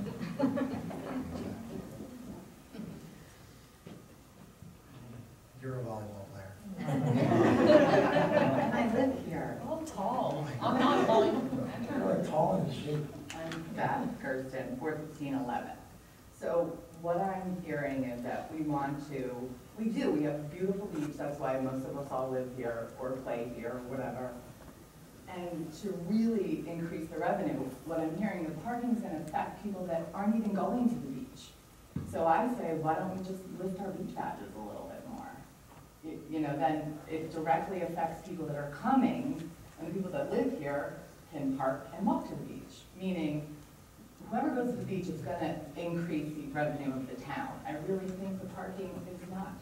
It's gonna change our town, even just the feel of the town. It's gonna really, we're gonna be seaside, you know, and we're not Asbury. You said like doing this increased Asbury's income, but Asbury gets income till like 12, 1 o'clock in the morning. The meters are still running. You know, I have a feeling, I don't know what the study was, but it's not equal to what it's gonna change in Belmar, just my opinion. And it's my fault about Asbury. What I was saying was, when they put meters in, they put it throughout the whole town, right? Right. East side of Main Street in the areas that are very popular. So up on the beachfront and also other bars and restaurants around Copenhagen in that area. And you're right, they go much later than what we're suggesting to go. All I'm saying is when they put them in there, people came and people paid. And the businesses are doing well, right, even with having meters there. So the idea that meters change people's behavior doesn't really seem. I'm not saying that, I'm not suggesting that. I'm saying that's the only town that you've made a comment to that like they have an increased income. I'm saying the other ones besides Asbury that I know of are Seaside and Point, and we're not that town, and I don't want to be. You know, I want Belmar to keep the family feel of beachgoers. You know? No, I understand. I think that we will. Otherwise, I wouldn't think this is a good idea at all. We certainly don't want to change the character of the town. You love living here. You love having your friends come and play volleyball. If we did raise beach badges, we raised the dailies from $7 to $8, and we raised the seasonal from $50 to $55. Okay, but All that revenue. it's been like Bradley's $70. I got to talk to the mayor of Bradley. That sounds like a lot. Sorry, Steph. And I totally understand. The revenue that the town generates through the sale of beach badges, through the concessions that we have here tonight, that all stays in the beach utility. Again, it's all the same budget, but that's in the beach utility. The revenue that we generate from the town. Right. All right, let's see what happens. Thank you. Should have like a demonstration. Should have a net. Yes, ma'am.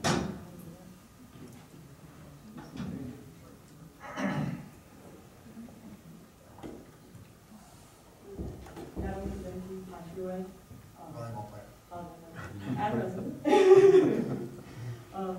I just feel like, when you keep saying that these particular points are not right in front of people's houses, they're directly across the street, and all of the houses along those areas use those parking spaces regularly for that.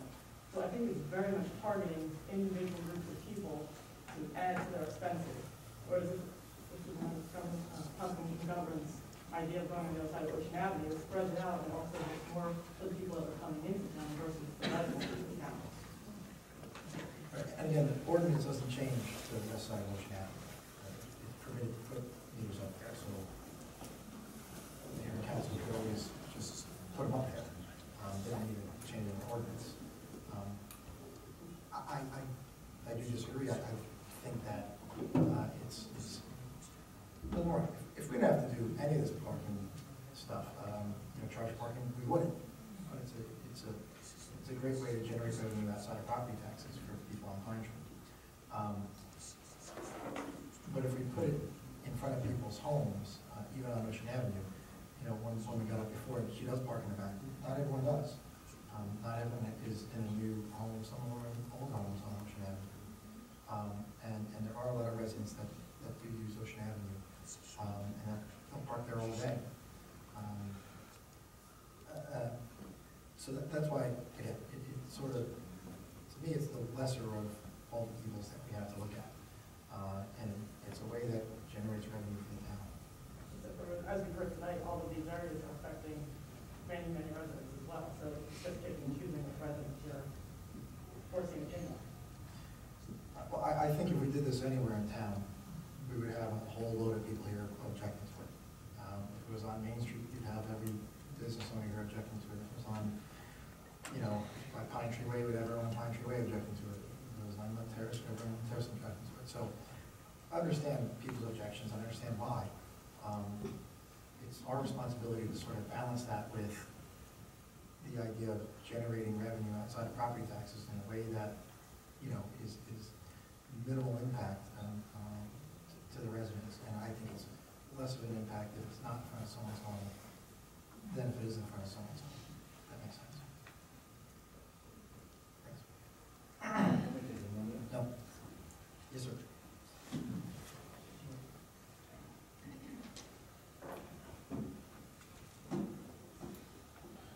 Ladies, gentlemen, my name is Brian Donahue. I lived in Belmar for 14 years, and I reside in West Belmar. I have not heard anyone come up here in support of this bill. Is anyone here in support of this bill? No. One person? That should tell you something alone. Okay? When you talk about generating revenue, $116,000, what's the current budget shortfall right now? No. So why do we need it? Honestly, it's to start generating revenue now to plan for the future. Is it going to stabilize taxes here in town? Yes. Taxes are stabilized in town now. We'll continue that. Sir, we're going to continue that into the future. Okay. You know who's going to be in favor of this? No one. Bradley Beach and Alvin. Because you're going to select people now that don't even know about this over Bradley Beach and Alvin. One last question. Can I bring my beach badges here tomorrow and get my money back? I don't know. Are they refundable? Not refundable, sir. That's all I have to say. Thank you. And I think you raise a good point. I can't imagine this would be a popular idea with anyone. If we put together a budget raising taxes, I don't imagine that would be popular with anyone either. Again, I'm repeating myself, so I do apologize. It's a way for us to generate revenue outside of property taxes. It's primarily paid for by people who come from out of town. Yes, ma'am.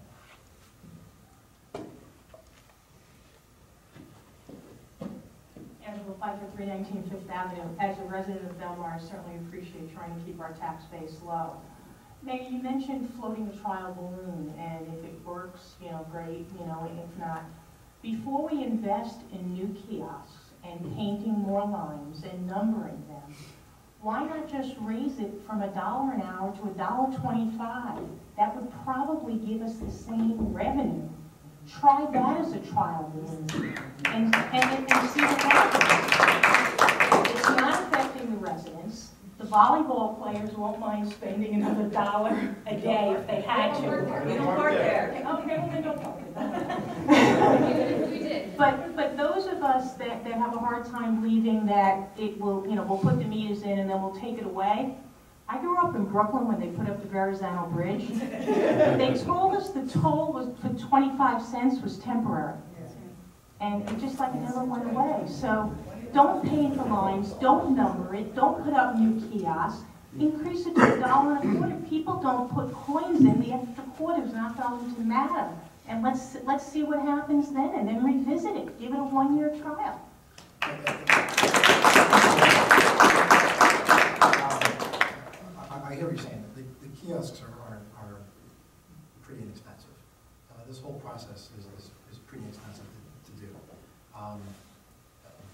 used to be meters on the west side of Ocean Avenue. They did take them away. So there's already a precedent that if it doesn't work, you can take it away. I'm very happy you left Brooklyn, by the way, and joined us here in Belmar. But I'm telling you that if this doesn't work, we'll take it away because it doesn't make any business sense to keep it if it doesn't work. But to your point that no matter what you do, no matter where you put the meters, people are going to complain. If you put it on the west side of Ocean Avenue, people are going to complain. I think if the ordinance was to raise the parking fee from $1 an hour to $1.25 an hour, this council meeting would have been over and we'd all be home. I don't think there would be anybody here objecting to that.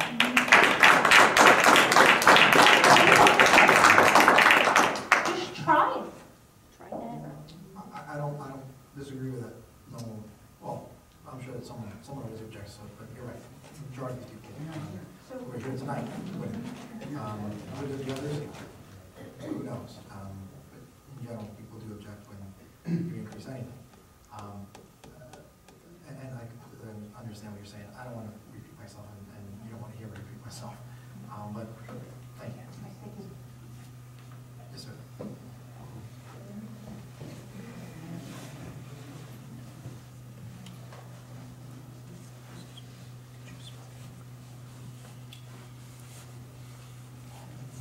Bill Strauss, 1218 Oakwood. I made a commitment to some council people that I'm not going to fight with you anymore, Mayor, and I'm going to make that promise to you too. I just want to make a statement.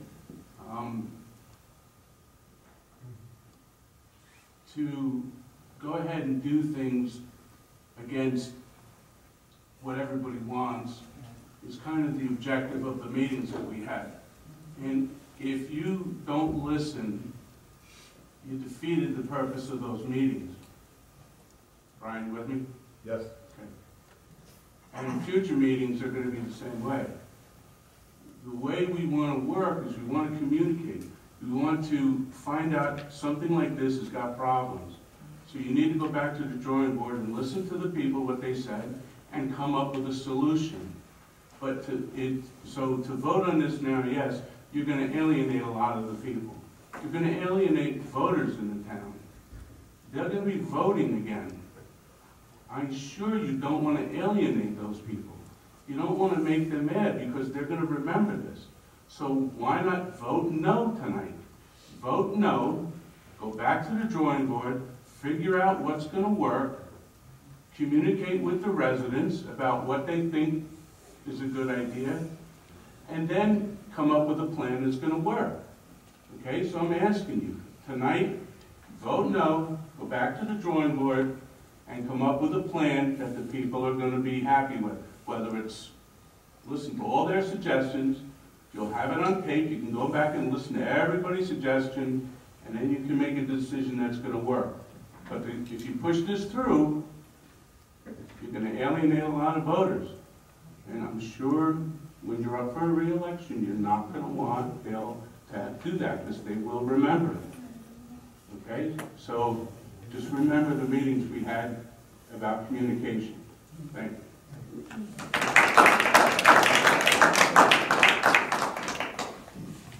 Yes, sir.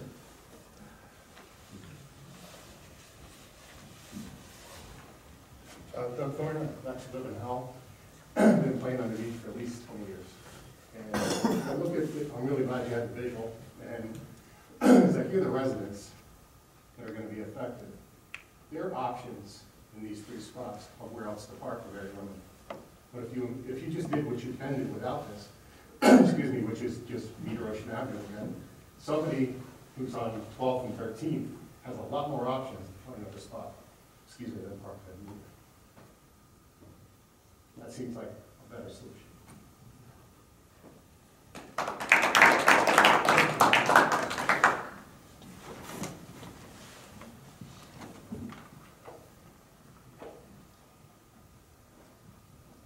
Gene Kramer, 4th Avenue.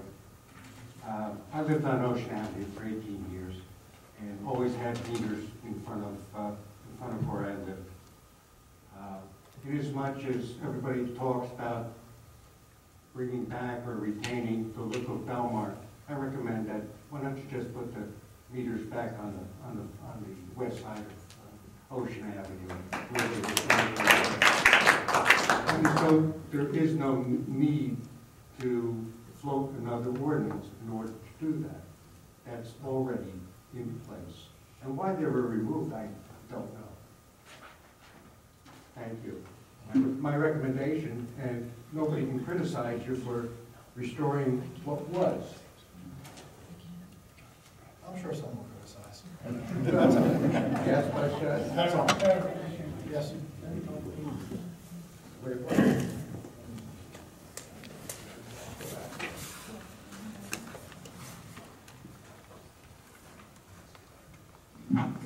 Joy DeSantis, 101 6th Avenue. I had already gone on record with my position about these meters. I'm right in front of Silver Lake. But after hearing so many residents and how they will be really profoundly affected, I feel like you really need to reconsider this plan.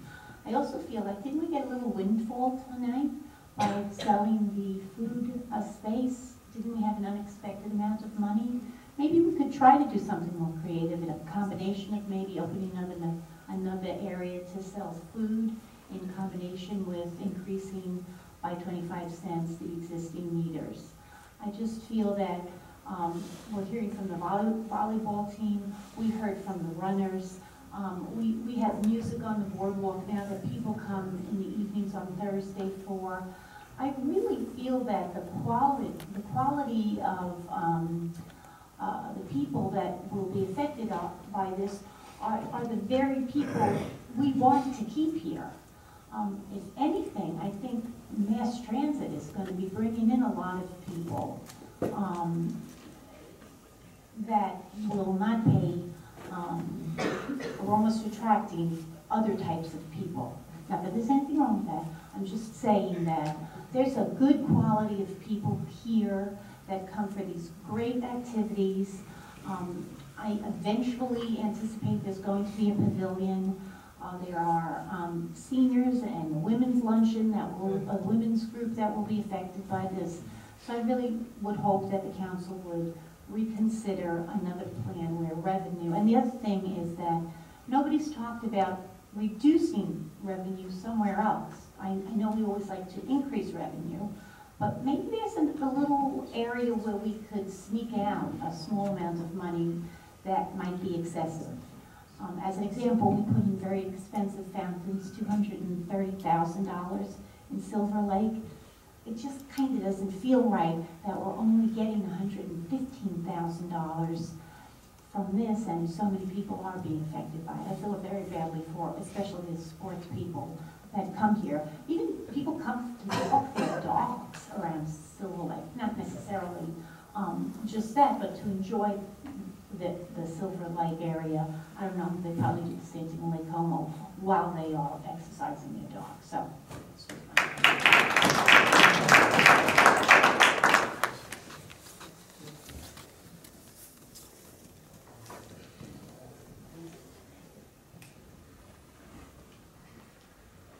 Good evening. We're going to embarrass you with your Well, athletic, I think I looked up your times, and I think you ran a mile in Long 4:16 time in ago. CBA, so don't let him kid you about his athletic prowess. Last time Did you say CBA? 4:16 for a mile. But it's St. Is Joe's that right? Mountain Race. It's a long time. Okay, so last time he embarrassed me when I was up here at my athletic endeavors. My name is Don Griffin. I'm a volleyball player, I'm a runner, I'm a beach bum, but most importantly, I'm a dad. And I have a couple of young kids and a wife that enjoy to go to the beach with me. We've heard from the mayor, and Councilman McGovern has given us his experience viewpoint on this, but I as a resident and a citizen, I really would like to know what the position is of the other council members. In general, the public sessions for you guys, and then before we vote is when the council typically makes comments. Again, it's really for your benefit that you guys get to question the ordinance and talk about it before the council votes on it. And the council comments when they vote, if that makes sense. Or before they vote. If they choose to vote, if they choose to comment. Do any of them want to say anything? Is there anything, or they just want to say? I'm sure everyone's gonna wanna say something. But not until you vote. Because the public, it's for you guys. Okay. I'm not trying to put you off, it's just. I just wanted to, there's 5 of you, and I just wanted to hear if anyone had anything they wanted to share. Anyways, the winter's been long, and tonight's nasty weather as most of us looking forward to summer. So, however, none of us is looking forward to paid parking on the side streets along Ocean Avenue. In speaking with both residents, second summer homes owners, and regular visitors, most were unaware of the proposed ordinance, but all were quick to see the negative impact this would have on the borough and the community. This only came to light just a few weeks ago. Wasn't something that we really heard a lot about. I'm glad to hear from the residents from Lake Como and Schroeder area, Frank, and Silver Lake, and the local visitors, because they offer a perspective that's based on experience with the beach and the boardwalk. I want to actually share some letters from those who were unable to attend, and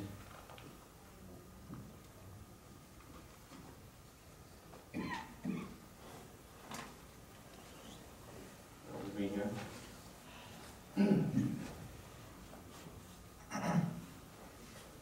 From a friend of ours and a former resident, Mr. Brian Dean. I'm currently a resident of Greenwich, Connecticut. However, I lived in Belmar for many years before moving here. I love Belmar, and I still have a lot of friends down there and still visit regularly. In fact, I was just down there yesterday for the St. Patrick's Day parade. Before heading home on a long drive, snowy drive home, I was going to leave my friends money to pick me up a summer badge. He told me about the parking meters that are going to put along Silver Lake, and he said, "Hey, that's where I park." I said, "Well, I told him I'd have to wait and see how this pans out. At an extra $10 a day for parking, I certainly would not be able to afford to visit to the beach as often as I normally do, or go at all. Maybe I'll go down once a month, so maybe I won't buy a badge." I've been a Belmar badge season owner since 1997. He's a part of a large group of people that plays volleyball at the 5th Avenue area, and he always parks along the lake. As he said previously, he's a Connecticut resident. I have to get up quite early to hit the road and beat the traffic. There are beaches a lot closer to where I live. As a resident of Greenwich, I have exclusive access to some very nice beaches here in town.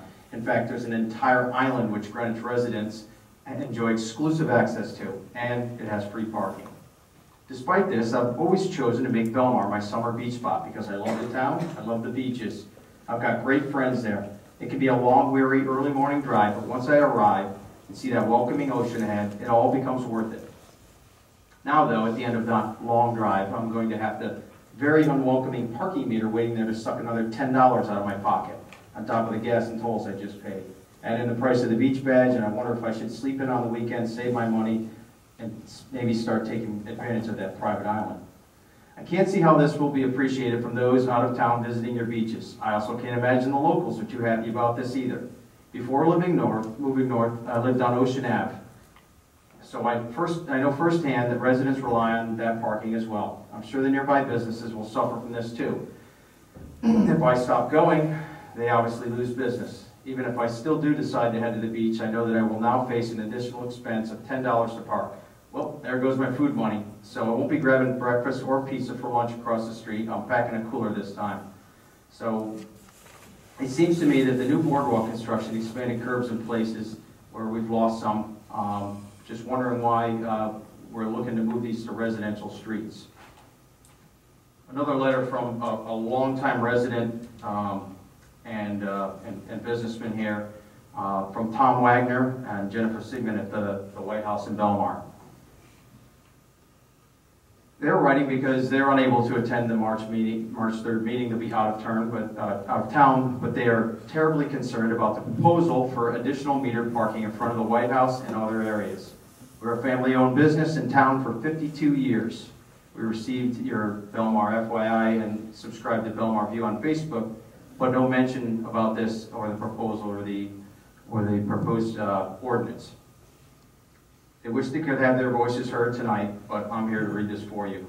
As you're well aware, beachfront parking is always at a premium, and there are people who are willing to pay for the luxury of that convenience, while others have no problem parking a street or a block over to avoid meters. This is where the problem occurs for residents and tenants.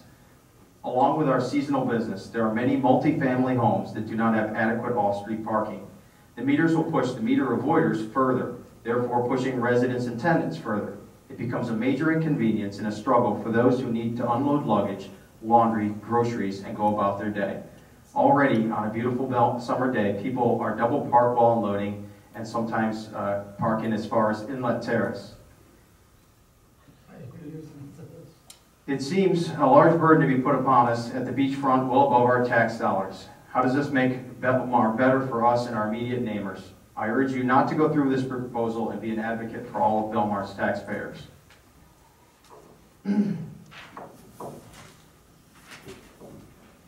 So we've incurred this debt and we're looking at $100,000 of which, is that net or gross revenue? Net revenue? And so of that, 60% would go to what would be the tax base?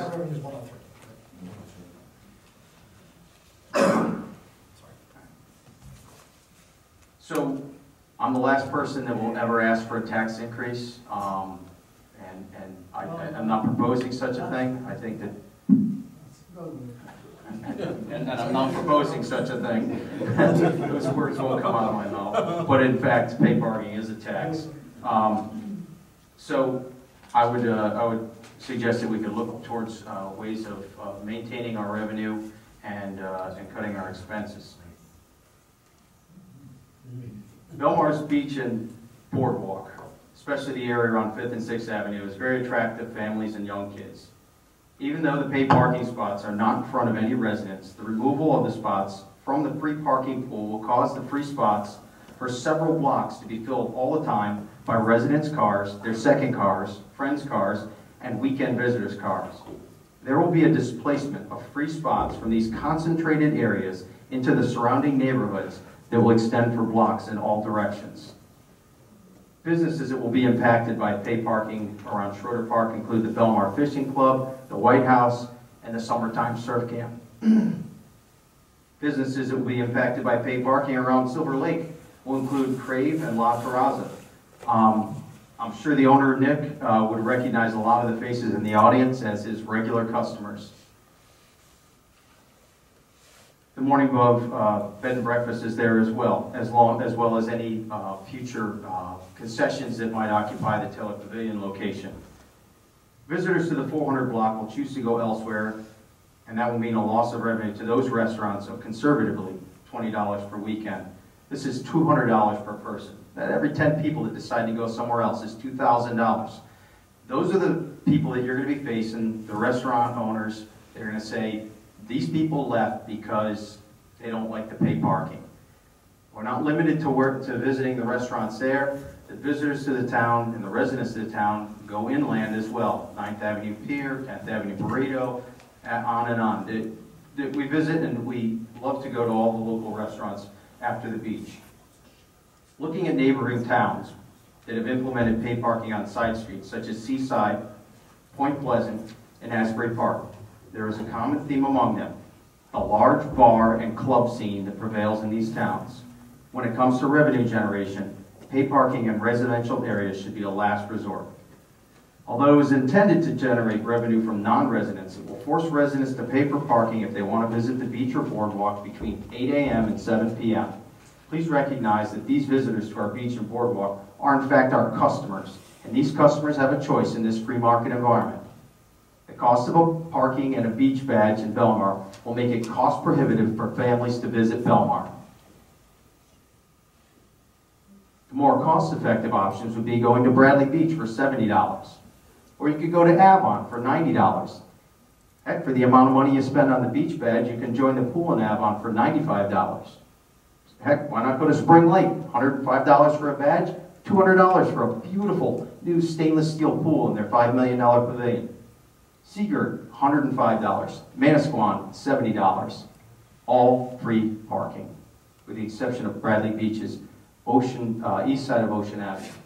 Once Belmar is associated with paid parking, that stigma will stick with people and influence their decision when considering which beach to visit. For residents, second homeowners, and summer rental visitors, the pressure to find a parking spot once the 215 spots are removed from the free parking pool will increase significantly. This will have a ripple effect into neighboring blocks and streets as people search for a place they don't have to pay for or get a ticket if they don't move their car in time. Those residents that live near these proposed areas will suddenly find cars parked in front of their properties for the entire weekend.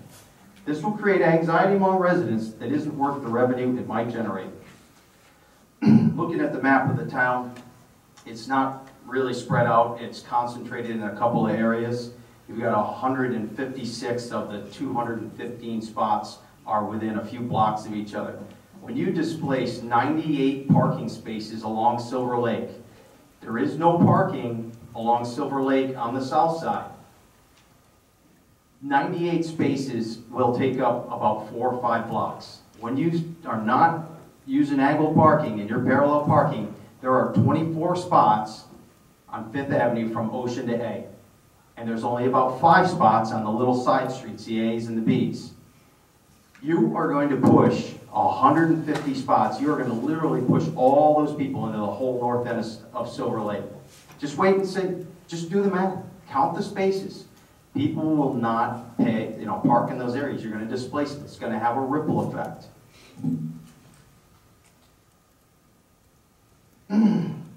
So looking at the map, there's 339 spots on the east side of Ocean Avenue, and they're proposing to expand 215 spots into the side streets in the residential areas.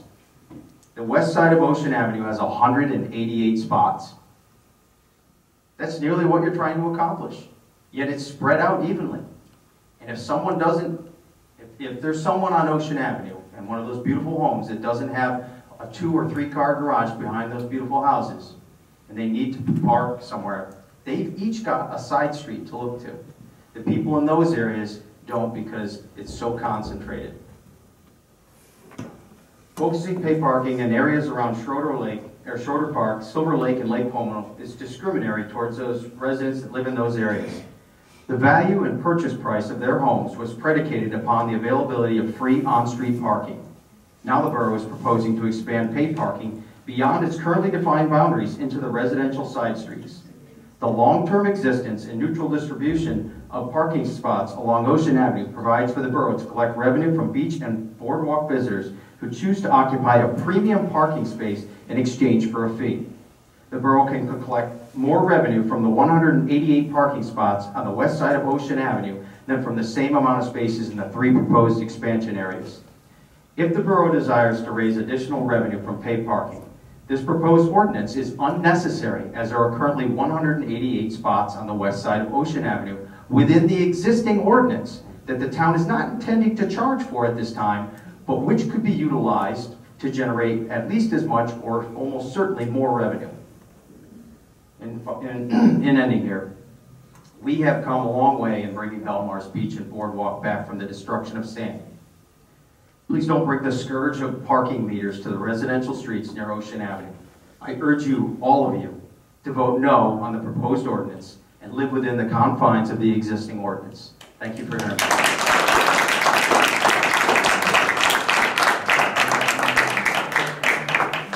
Real quick, just for clarification, Colleen, how many parking spaces are on the west side of Ocean Avenue? 92. 92, it's not 188.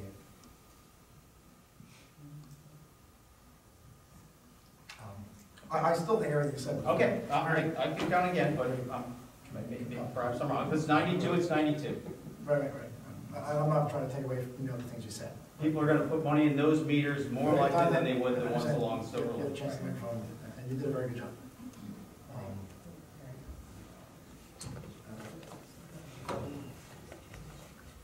How many parking spaces are on the east side of Ocean Avenue? On the east side of Ocean Avenue, I believe it's in the 280 range, but maybe I don't have that note directly in front of me. I thought it was 330 something. 320, 330. Something I like that. apologize, I don't have Don it in said front of me. 339. It was covered with snow, so I was an estimate. I know we lost. We did, we lost about 90 spots with the roads and standards. Right. That's down from over 400. Yes, that sounds about right. And we charge $1 an hour. $1 an hour. All right.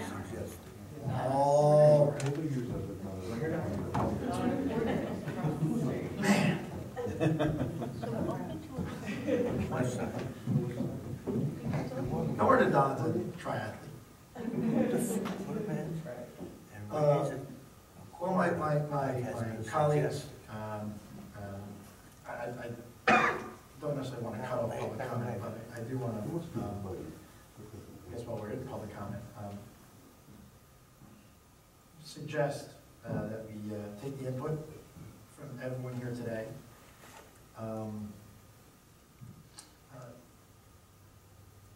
I'll make a motion to table the ordinance, which means we don't have to.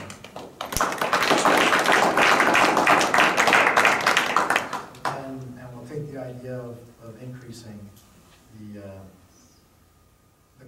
meters on the east side of Ocean Avenue.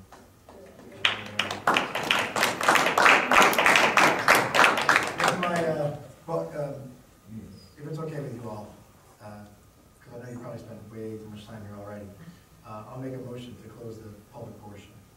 I'll second. All in favor? All right. All right. So I'll make a motion to table ordinance 2015-12. I think it's second discussion. Second. Okay, so now we can discuss it. Councilman McGovern? I'm glad we're tabling it. I can't understand why we're not putting it back on the west side, since they're always there. We clean that every single day with the beach sweeper. I mean, it costs us more to maintain the west side of the street than it does these other avenues. So really, I can't see them not having to pay. I appreciate the fact that we have to raise revenue to cover our beach operations. The beach operations are expensive, but we do real well on selling beach badges and the parking meters. That I don't think we need to go down the streets to get additional revenue for the beachfront. Again, I really would irritate me to no end if I was parking on one side and I over-parked by about 15 or 20 minutes, and one of Tommy's people came and gave me a $65 ticket when the guy across the street parked there all day long because he was in front of someone's house and got nothing. People park on the west side of the street on a Friday night and they stay there all weekend long. That's not right. You know, we need those spaces. And as I said, when I collect the parking meters, the further north you go, the less revenue you get. So I can't see us getting much revenue down Silver Lake or at Schroeder Park. The revenue from the parking meters comes from 9th Avenue south. So that's my I, for one, hate parking meters, and Colleen knows that. We've talked several times. And I'm one of them that parks along Lake on 5th Avenue. I was just figuring I'd be parking further back, getting healthier, because it would take me a longer walk to the beach when I'm too lazy to ride the bike down. So I'm glad we're tabling it. I think it gives us an opportunity to look at other options, raising the current price on the east side, putting the meters back on the west side, maybe a combination of the two. I don't think we were trying to target a specific group. In fact, I know we weren't. We had one objective here. It's to keep the taxes of the residents of Belmar right where they are so that they're not going up. I know, because I have talked to Colleen, that every department in this town has tightened their belts. She's always complaining at them, don't break a pencil. She won't let them go buy anything. We are at bare minimum right now. We don't want to raise taxes for anybody that lives in this town. So we have been looking at other areas where people that are from out of town are helping us a little bit. But I am glad that we've tabled this to look at other options. Councilman Byrne? Thank you, Mr. Mayor. You know, this is the first time I watch my wife sit through these public hearings, and this is the first time I'm sitting up here and getting a sense of what it's like to really be trying to do the right thing. to be honest with you, I've actually heard some people making arguments that they thought were, you know, against it, actually making the argument that was convincing me that maybe this is a good idea. What I liked about the idea was that we would be predominantly raising revenue from people who are not residents. I gotta tell you, I mean, you know, one of the things, one of the comments was about making a move that might not be popular. I don't think that someone runs for political office, if they're doing it to be popular, I don't see why they're doing it. I think the idea is you get up there and you take a responsibility and you try to do the right thing for people. I'd rather be responsible for the person on a fixed income who doesn't even know who I am, that their taxes aren't going to go up, that their property taxes on the home they want to live in aren't going to go up. And if that means that somebody else has to pay a little more from out of town, that's okay with me, and I don't care if it's popular. It seems like a responsible thing to do. That being said, I think that after hearing from some of the people, especially the people who live near Schroeder Park, I can understand your concerns. You know, I mean, I have people parking in front of my house on a Friday night, and they don't move all weekend. And as long as they don't park and block my driveway, there's nothing I can do about it. It's a public street, and they can park there. And it doesn't matter what they're doing or where or why they're, I mean, they're here, and I guess in a way that's good. I'd rather they were here than not. They gotta be spending some money someplace.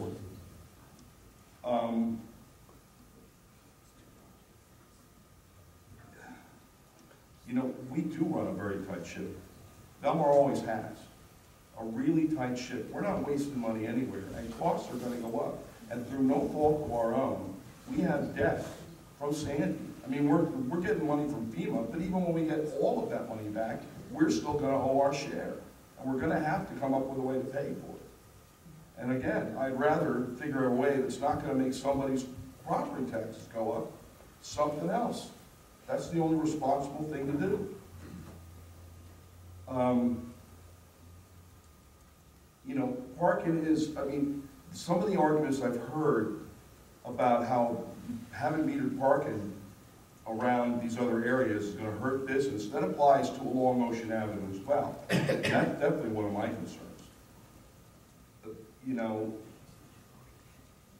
and the idea that somehow, I've been working, checking badges up at the beach for 7, 8 years. Believe me, on a Saturday afternoon, there are people who would gladly pay to park rather than have to drive around. Some dad's dropped his family, his wife, his kids off on the boardwalk, and he's been gone for an hour and a half trying to find any place to park, free or paid. He's glad to pay. So, you know, thinking that somehow it's going to hurt our business, I just don't think that doesn't hold much water for me. I am concerned about the people who live up near Schroeder Park. I got to tell you that. I can understand it. I mean, I can see, you're going to park a couple of blocks away and leave your car there. And if that's the solution, that's the solution. It's not a good one. And I can understand that that's a problem. I am glad we're tabling this because I would like to look at some other alternatives. Paid parking anywhere on the west side of the beach, whether it's around the parks or along Ocean Avenue, I'm really concerned about, but I'm more concerned about not raising somebody's property taxes. We gotta find a way to take care of this. We're gonna have to come up with more revenue. No matter how tight of a ship we run, costs go up through no fault of our own. And we have to take care of that. We would not be responsible if we didn't do that. That's what I have to say. Thank you, Councilwoman White. Yeah, I completely agree about not raising taxes and year-round residents, not just the people up by the beach, not by the people over at Schroeder Park or down by Silver Lake, Lake Como, but the entire town. Having additional money that would cover taxes not having to increase is very important. In the same sense, though, I can't imagine living over by Schroeder Park and having to constantly feed the meter, be aware of the meter, watch the meter, friends, family, relatives, etc. I do know myself that it's extremely limited over there. I like some of the ideas that came up, whether it was a permit or the west side parking. Looking at some numbers, if we did do the west side of Ocean Ave, that there are some costs involved because of the kiosks to be installed. I would love to know if it's possible to utilize the kiosks on the east side, so there's no kiosks on the west. 99% of the people, I would imagine, are going to walk over to the beach anyway. Hopefully they'll do it safely. So I'm just wondering if we could eliminate those costs for the kiosks on the west side and just have revenue on the east side using those. It's a tough subject. I mean, obviously, because we're all here and we've got a lot of opinions, a lot of feelings. I like the idea, and I'm very confident in our mayor that it could be a pilot program and it can be pulled. I definitely think that I take his word on that. But with all of these recommendations and all of these ideas, I think tabling it is absolutely what we should be doing, and I'm glad that that's what we'll move forward with and toss some more ideas around. There you go. I tell you, I hate giving up revenue. Hate giving up revenue. But when you get 5 volleyball players on the microphone, you know it's serious. Listen, I want to thank everyone for coming out tonight. You know, this is our 3rd conversation on this. We had one workshop on it, then we had first reading introduction on it, and this is 2nd reading public hearing, so it's been 3 times it's been discussed in public. So I do appreciate everyone coming. I'm going to vote to table it, and we'll see about, as your suggestion, you know, possibly looking at raising the price on the east side of Ocean Avenue. I'm sure people object to that as well, but they object to things anyway. So thank you. Thanks for coming, and yeah, we're going to vote on it, but I want to thank everyone for coming first. So we have a motion to second and call roll. Councilman Field Blackburn? Yes. Councilman McGovern? Yes. Councilman Brennan? Yes. Councilman Nicolay? Yes. Mayor Doherty? Yes. Can we ask, Mayor, that everybody who spoke against us, this tonight comes out for the, to support $2 on the. Oh, yeah. That would be helpful. I don't know if that's all you were here for, now's the time to take a step back. You guys are just salted out there, but it's very icy. Walk slow, please. George will carry you if you need help. George, I went out there and spoke about 20 minutes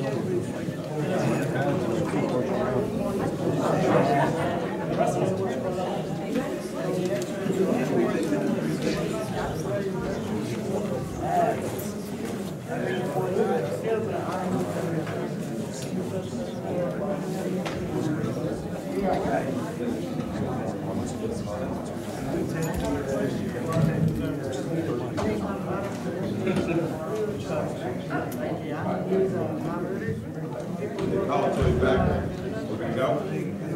Second meeting of the... Yes. Hey, folks, we'd like to continue with ordinance 2015-13. I make a motion that we have any public conversation on this ordinance. Which one? 15-13. Connie, you want to come to the microphone, please? Have to say my name again? Yep. Same name, right? Same name, same address. Okay. I just hear the problems that you do what you want to pass for parking because you have problems with finance. I'm lucky and that bothers me very much. The people, they make a business down in the library and they have all their utilities on, lights and all. And the other one on the old fire department. Do they pay any rent? And another idea. Connie, we're on the next ordinance. This is an ordinance for traffic for a loading zone on 8th Ave, on 12th Avenue, the 800 block. I'm just for that. Yes. Different. Sir? They want money. Okay? Come on, here you go. David Merle, 817 12th Avenue. I live right across the street from this proposed loading zone. All I'm asking is, what are the times going to be on this? Do we know that yet? It's a loading zone, it's all the time. Okay, meaning they're putting the loading zone there, I'm assuming, for the trucks to drop off the cars at that used car lot. That's correct. They're not there at night. They're not there on Sundays. It's very limited parking in our area too. I was just wondering if we could just put a time frame on that maybe? How many parking spaces are we talking about, Tom? They're losing one. Losing one. Two. Well, okay, it's one. I'm just wondering if that was a possibility of putting, when they're not open, kind of time frame. That's all I was asking.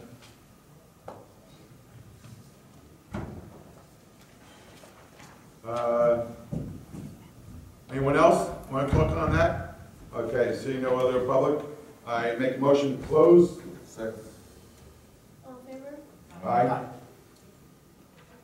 Can we take this, you want to take over now, or? what? I can finish this one. Then, we'll take a vote, make a motion on, make a motion to adopt this ordinance? Second. Councilman Keel Blackburn? Yes. Councilman McGovern? Yes. Councilman Brennan? Yes. Councilman Nicolay? Yes. Mayor Doherty? Yes. Which one was that? That was 13. I knew that. There you go. Here's You should, all right, next is, second reading public hearing, ordinance 20,214-14. Ordinance amending supplementing chapter 19, traffic, section 19-10, temporary parking prohibition for snow plowing and removal of the general ordinance of the Borough of Belmar. Only small change we made in this since first reading was a 12-hour notification. Obviously, we'll try to give as much notification as possible. 12 just happens to be the minimum. So for public hearing, Ms. Brennan.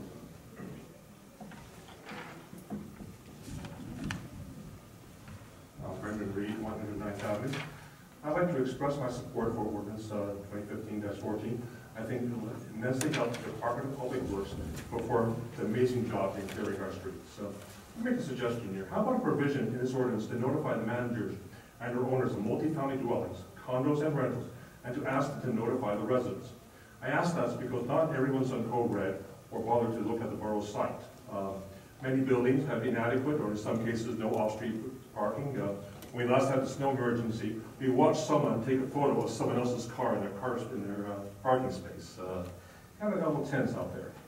I will say this, residents will pay attention when the manager supers knock on the door, and it will avoid problems with the street cleanings and between residents. So I'll ask you to take a look at that idea and consider it. Thank you. Hey, Brian.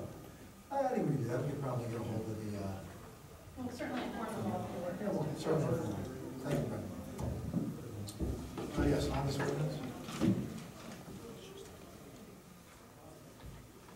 Tricia Korea, Ocean Avenue, so I'm gonna take a gratuitous from here. But FYI, that was a really nice bulletin. I enjoyed reading that, seeing what everybody's working on. We're on the ordinance. This isn't public works, on the ordinance. Yeah, well, it's on the ordinance, right? Especially about keeping the taxes down and what everybody was saying. Even with the ordinance on the parking, Okay. like you said, you need to Back- make back- money. sorry about this So ordinance. this ordinance is still going after a certain, there's certain residents in Belmar who don't have off-street parking. Because I was talking to John about this, because this is the first time I was out of town.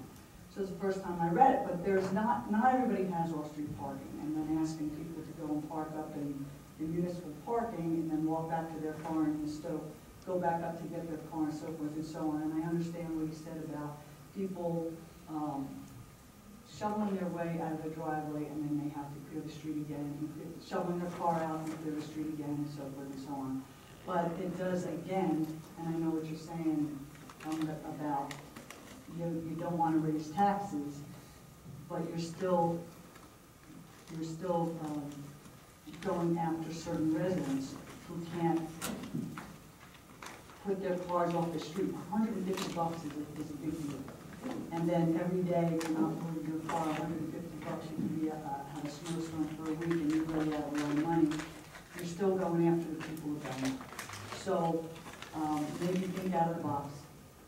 Putting all that together, you're trying to raise revenue, but you're still going after people in Belmar. And not treating them equally, taxing more one than the other, is going to pit one against the other. And it doesn't look good down the road. So I would say, don't pass this ordinance, do something about the $150. Make sure that there's people who can get off the street before you do something like this. And that's it. Thank you. Just to be clear, this is, the intention of this ordinance is not to raise revenue, and it's not to tax any one person over another. It's to get people to move their cars in significant storm events, or Department of Public Works can clear the streets. And I'm not sure where someone may live in town that they park in Cleary Park, or they park behind Borough Hall, but I can tell you, you probably have less time getting your car out of this parking lot than you will if you leave it on the street anyway. To be honest with you, it'll probably take less time to walk up here than it will to dig your car out after we just plow the thing in. So I would tell you that, again, this ordinance is probably long coming, and I think the $150 is a significant enough of a fine to motivate people not to leave their cars on the street. So are you sure that everyone in town can find parking if they use Cleary Park and municipal parking? Is there enough for everybody to be off the street? Without a doubt, we've never had it full, ever, not even close. Yes, sir.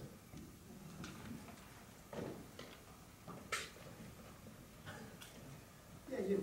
Yeah.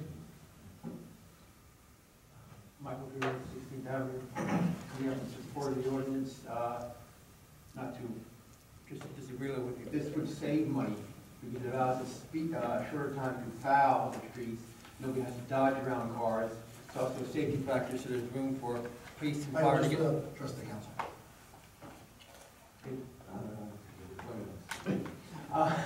You can focus on that. You'd rather talk to me. Do that outside. No, I'm saying it's a safety issue, police and fire, and ambulance to get through. It's easier to plow with a quicker and more speeding job.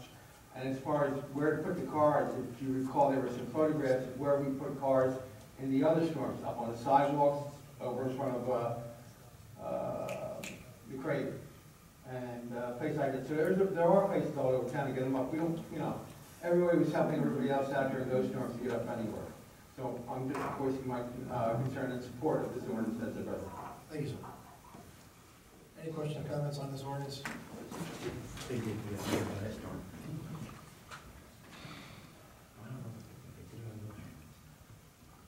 Gene Kramer, 4th Avenue.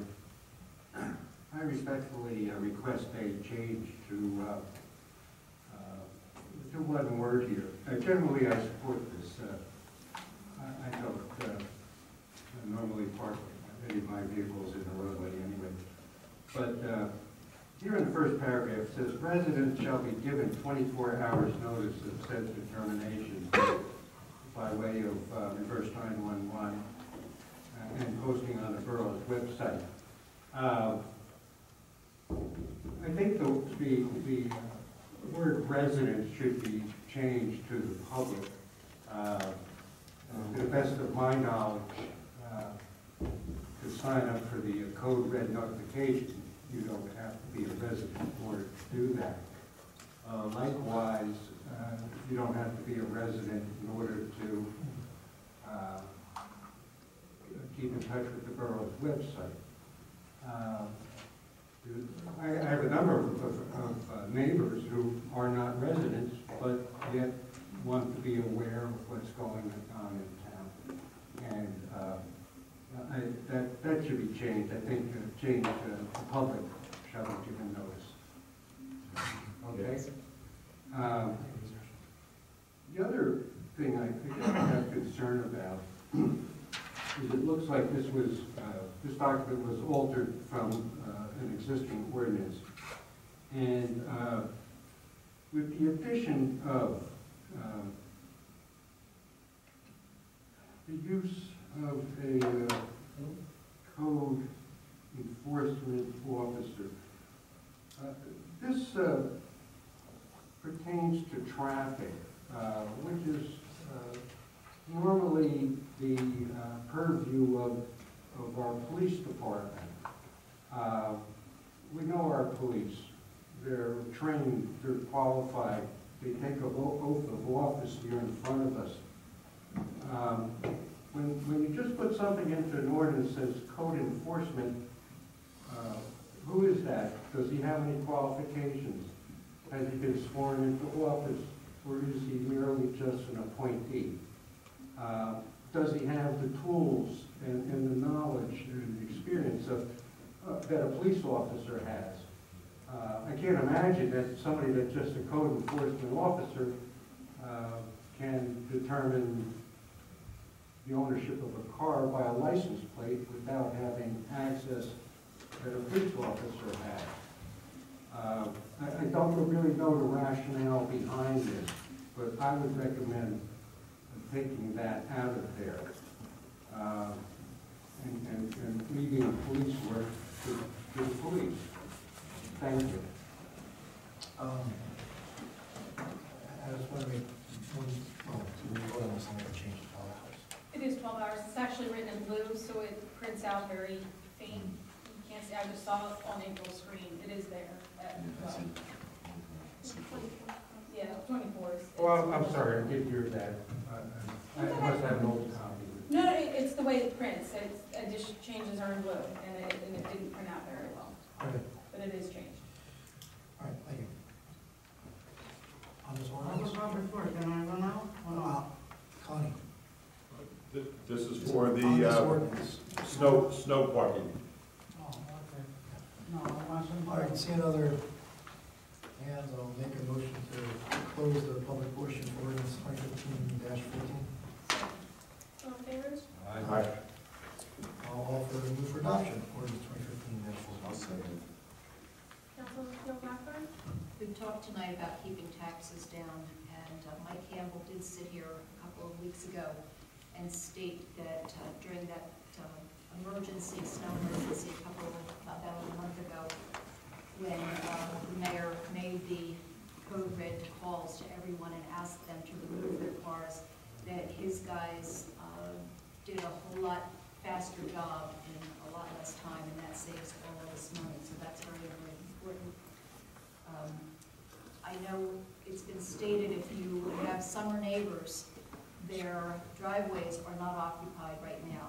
Talk to your summer neighbors and ask if you can park your car in their driveway, your extra car. Back where we live, that's what all the neighbors are doing, parking them in the summer homes. And during the snow emergency, the code red did state, park on your front yard if you have to. We don't allow that normally, but if there's a snow emergency, we do what we gotta do. So I'm going to vote yes. Councilman McGovern? Some people that have just one parking space, but they have two cars, if you get 12 hours notice, or you listen to the weather report, drive your car up and have your other car drive you back home again. And then once the street is cleared, you get a ride back up. Is it an inconvenience? Absolutely. Is it better for the community to have the streets plowed from curb to curb? Absolutely. So if you only have one space, prepare for it, and Janice said, park in your neighbor's driveway or come uptown and get a ride back from whoever has a second car in your family or in the house where you stay. I vote yes. Councilman Brennan? Yes. Councilman Nicolay? Yes. Mayor Garrett? Yes. That concludes the ordinance. Next is public session. Get up and speak in public, please raise your hand when you be called on. Come to the microphone, state your address for record, and you get 5 minutes.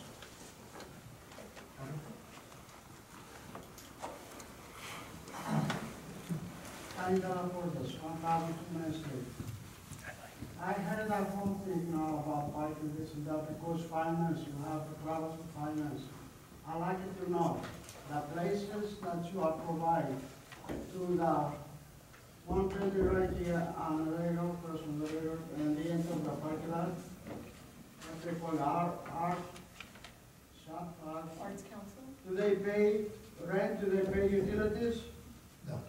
Another place, when they do private business, underneath the library, do they pay utilities? Do they pay rent? That's the library. It's a library. It's publicly owned. They do pay, but they don't pay And dollars. another building, right your fire department, right across from the library. When they do what they call it, the Historical Society. art society. Do they pay rent? Do they pay utilities? Or taxpayers pay? That's my question. Taxpayers pay. Well, that's wrong. They make the money and we pay the bills. We don't have money for our own and we have to pay for somebody who wants to be somebody. Pay attention to those, save all the money you can for anybody, it's just getting things out, taxpayers free. Thank you. Yes.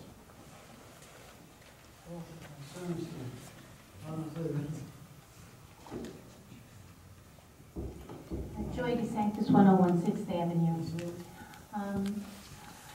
I had noticed a bill that was paid, approved for payment last council meeting, a substantial amount, and I was waiting very patiently for somebody on the council or maybe the mayor to address it, and no one has. So I'm bringing it up, although this has already been approved. It was for $925,000. Brian, do you know what that was for? Off the top of my head. Address the chair. Yeah, I don't know off the top of my head, no. Okay, Mayor, Just can you tell us what it's explain, can you explain what that was for? I'm sure you can explain it. Okay, it was for a settlement agreement, regarding Okay, the real fast. Birdsall. If you know what it's for, why are you asking us?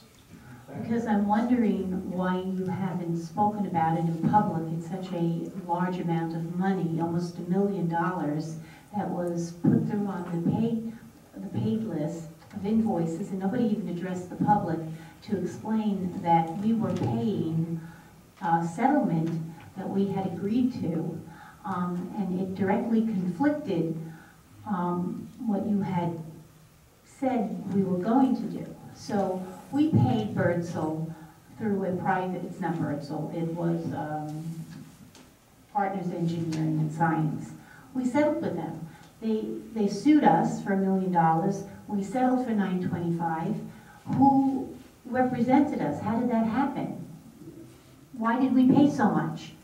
And was that $184,000 that Colleen Connolly said that was absolutely going to be paid in the settlement settled? Did that at least happen? Well, just to be clear, they sued us for $1.8 million. 1.8. 8. Okay. We settled at about half that. And I want to thank our attorneys for doing an outstanding job on that. Partner Engineering took over for Birdsall Engineering. I know that. They purchased their book. They purchased their invoices, their accounts receivable. They purchased it at a significant discount. Okay. We wanted to save taxpayers in Belmar as much as we possibly could. The original amount that they had was $1.3 million. So we saved the difference between 1.3 and $925,000. Okay, but we, That is a significant amount of money. okay. How much did we owe them? Did we owe them what they sued us for? We owed Birdsall Engineering, which no longer existed. Right, but did you think that we were just not going to pay them? Because they didn't exist? But I we're going mean- to pay Birdsall because it didn't exist now. So, because Birdsall went through their indictments and the bankruptcy, Belmar decided not to pay an obligation, and we were then sued, as we, I guess, should have been, if we incurred those costs. We paid legal fees, and we have another $184,000 that was supposed to be, this is Ms. Connolly saying the borough will attempt to get the money back as part of a settlement agreement for the funds owed to Birdsall. I am incredibly confident that the 184 will be made whole to the borough through the settlement agreement. I would like to know if that occurred. Yeah, I mean, I would tell you the difference between what we owed and what we settled for was, I'm just looking at this right now, about $400,000. Okay. We didn't think it fair to the taxpayers, maybe you do, that we would have to pay such a large amount of money for people who bought it at such a huge discount. So to protect taxpayers, to save as much money as possible, we negotiated it through the legal system with our attorneys to save a significant amount of money. Okay, but Far more in excess of $184,000. okay, but you're saying that you didn't feel it was fair for taxpayers to pay more than what they paid for it, but shouldn't that have been done through the negotiations of the contract prior to entering into an agreement to pay for those services at that price? It's kind of like... No, not at all. Okay, so after you enter into the agreement, you're saying you found out that they paid less and shouldn't have charged us so much? No, not saying that either. So then I don't understand what you're saying. I'm not sure you're going to. What I'm saying is, Birdsall provided services to us. They billed us for those services. They went out of business. The company that bought them bought the invoices at a significant discount.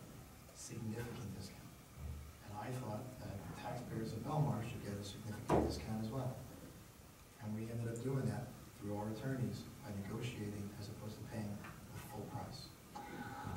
Okay, so let's say that you're accurate with that, and I'm sure you are. What I'm not clear about is if you knew that we were going to pay $1 million through a settlement, or up to $1 million, and possibly save several $100,000, how come nobody knows about it? It was on the bill list, as you mentioned. I'm sure the administrator talked to each of the members of the council individually. Should we broadcast that we save the taxpayers $460? I guess we should, but we're busy doing other stuff. No, Mayor, it's more than that, basically it's for 1.8. It's just for 1.8, right. So we saved about, again, our attorneys did a great job, somewhere around $900,000. Okay, we did ask for the paperwork. And then just regarding the $184,000, is that included in that, or is that still outstanding? That I don't know. I'll have to take a look at it and get back to you. I don't know. I didn't know you were going to ask me this question tonight. Okay, yeah, I was concerned about that because I think that when you pay out almost $1 million through a settlement, I think you should talk about it, and it shouldn't be just within pages and pages of bills to be paid. That this is where are we getting this money from? You're charging it off to the beach utility fund. Isn't that going to really deplete our fund? I mean, where are we from a financial situation now that we've settled this? Had there been any reserves put aside? Well, we're in a very strong financial position. I don't know what you mean by there being reserves set aside. Well, usually when you incur debt, you have to have, the money to pay it. So. Well, we already paid it, so why would we hold any reserves? You just settled, so. We just paid it last. Through what fund or account? Through a variety of them. Because it says on the pay list, it's to the Beach Utility Beachfront Improvement Administration. So what is that? What fund is that? Beach Utility. Okay, so you paid it through the Beach Utility. So unless, didn't you just say that we did well last year, but we didn't do that well? Isn't it subtracting almost $1 million really serious for us? Okay, I guess then truly I do not understand because we argued so much about $115,000 revenue, generating revenue for the parking meters, and this is such a large amount of money that seems not to affect us at all. Correct. Thank you.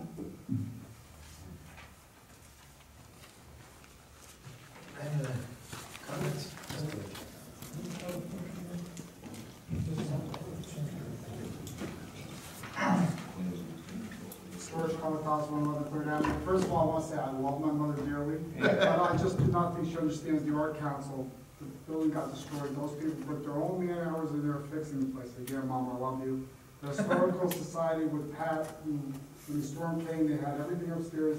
I will say man hours, but it was woman hours. Walking up and down the stairs, fixing everything for Belmar. I'm glad those two places exist. Mom, I love you. Thank you. I love your mother. Anyone else, I make a motion to close the public portion and adjourn. Second.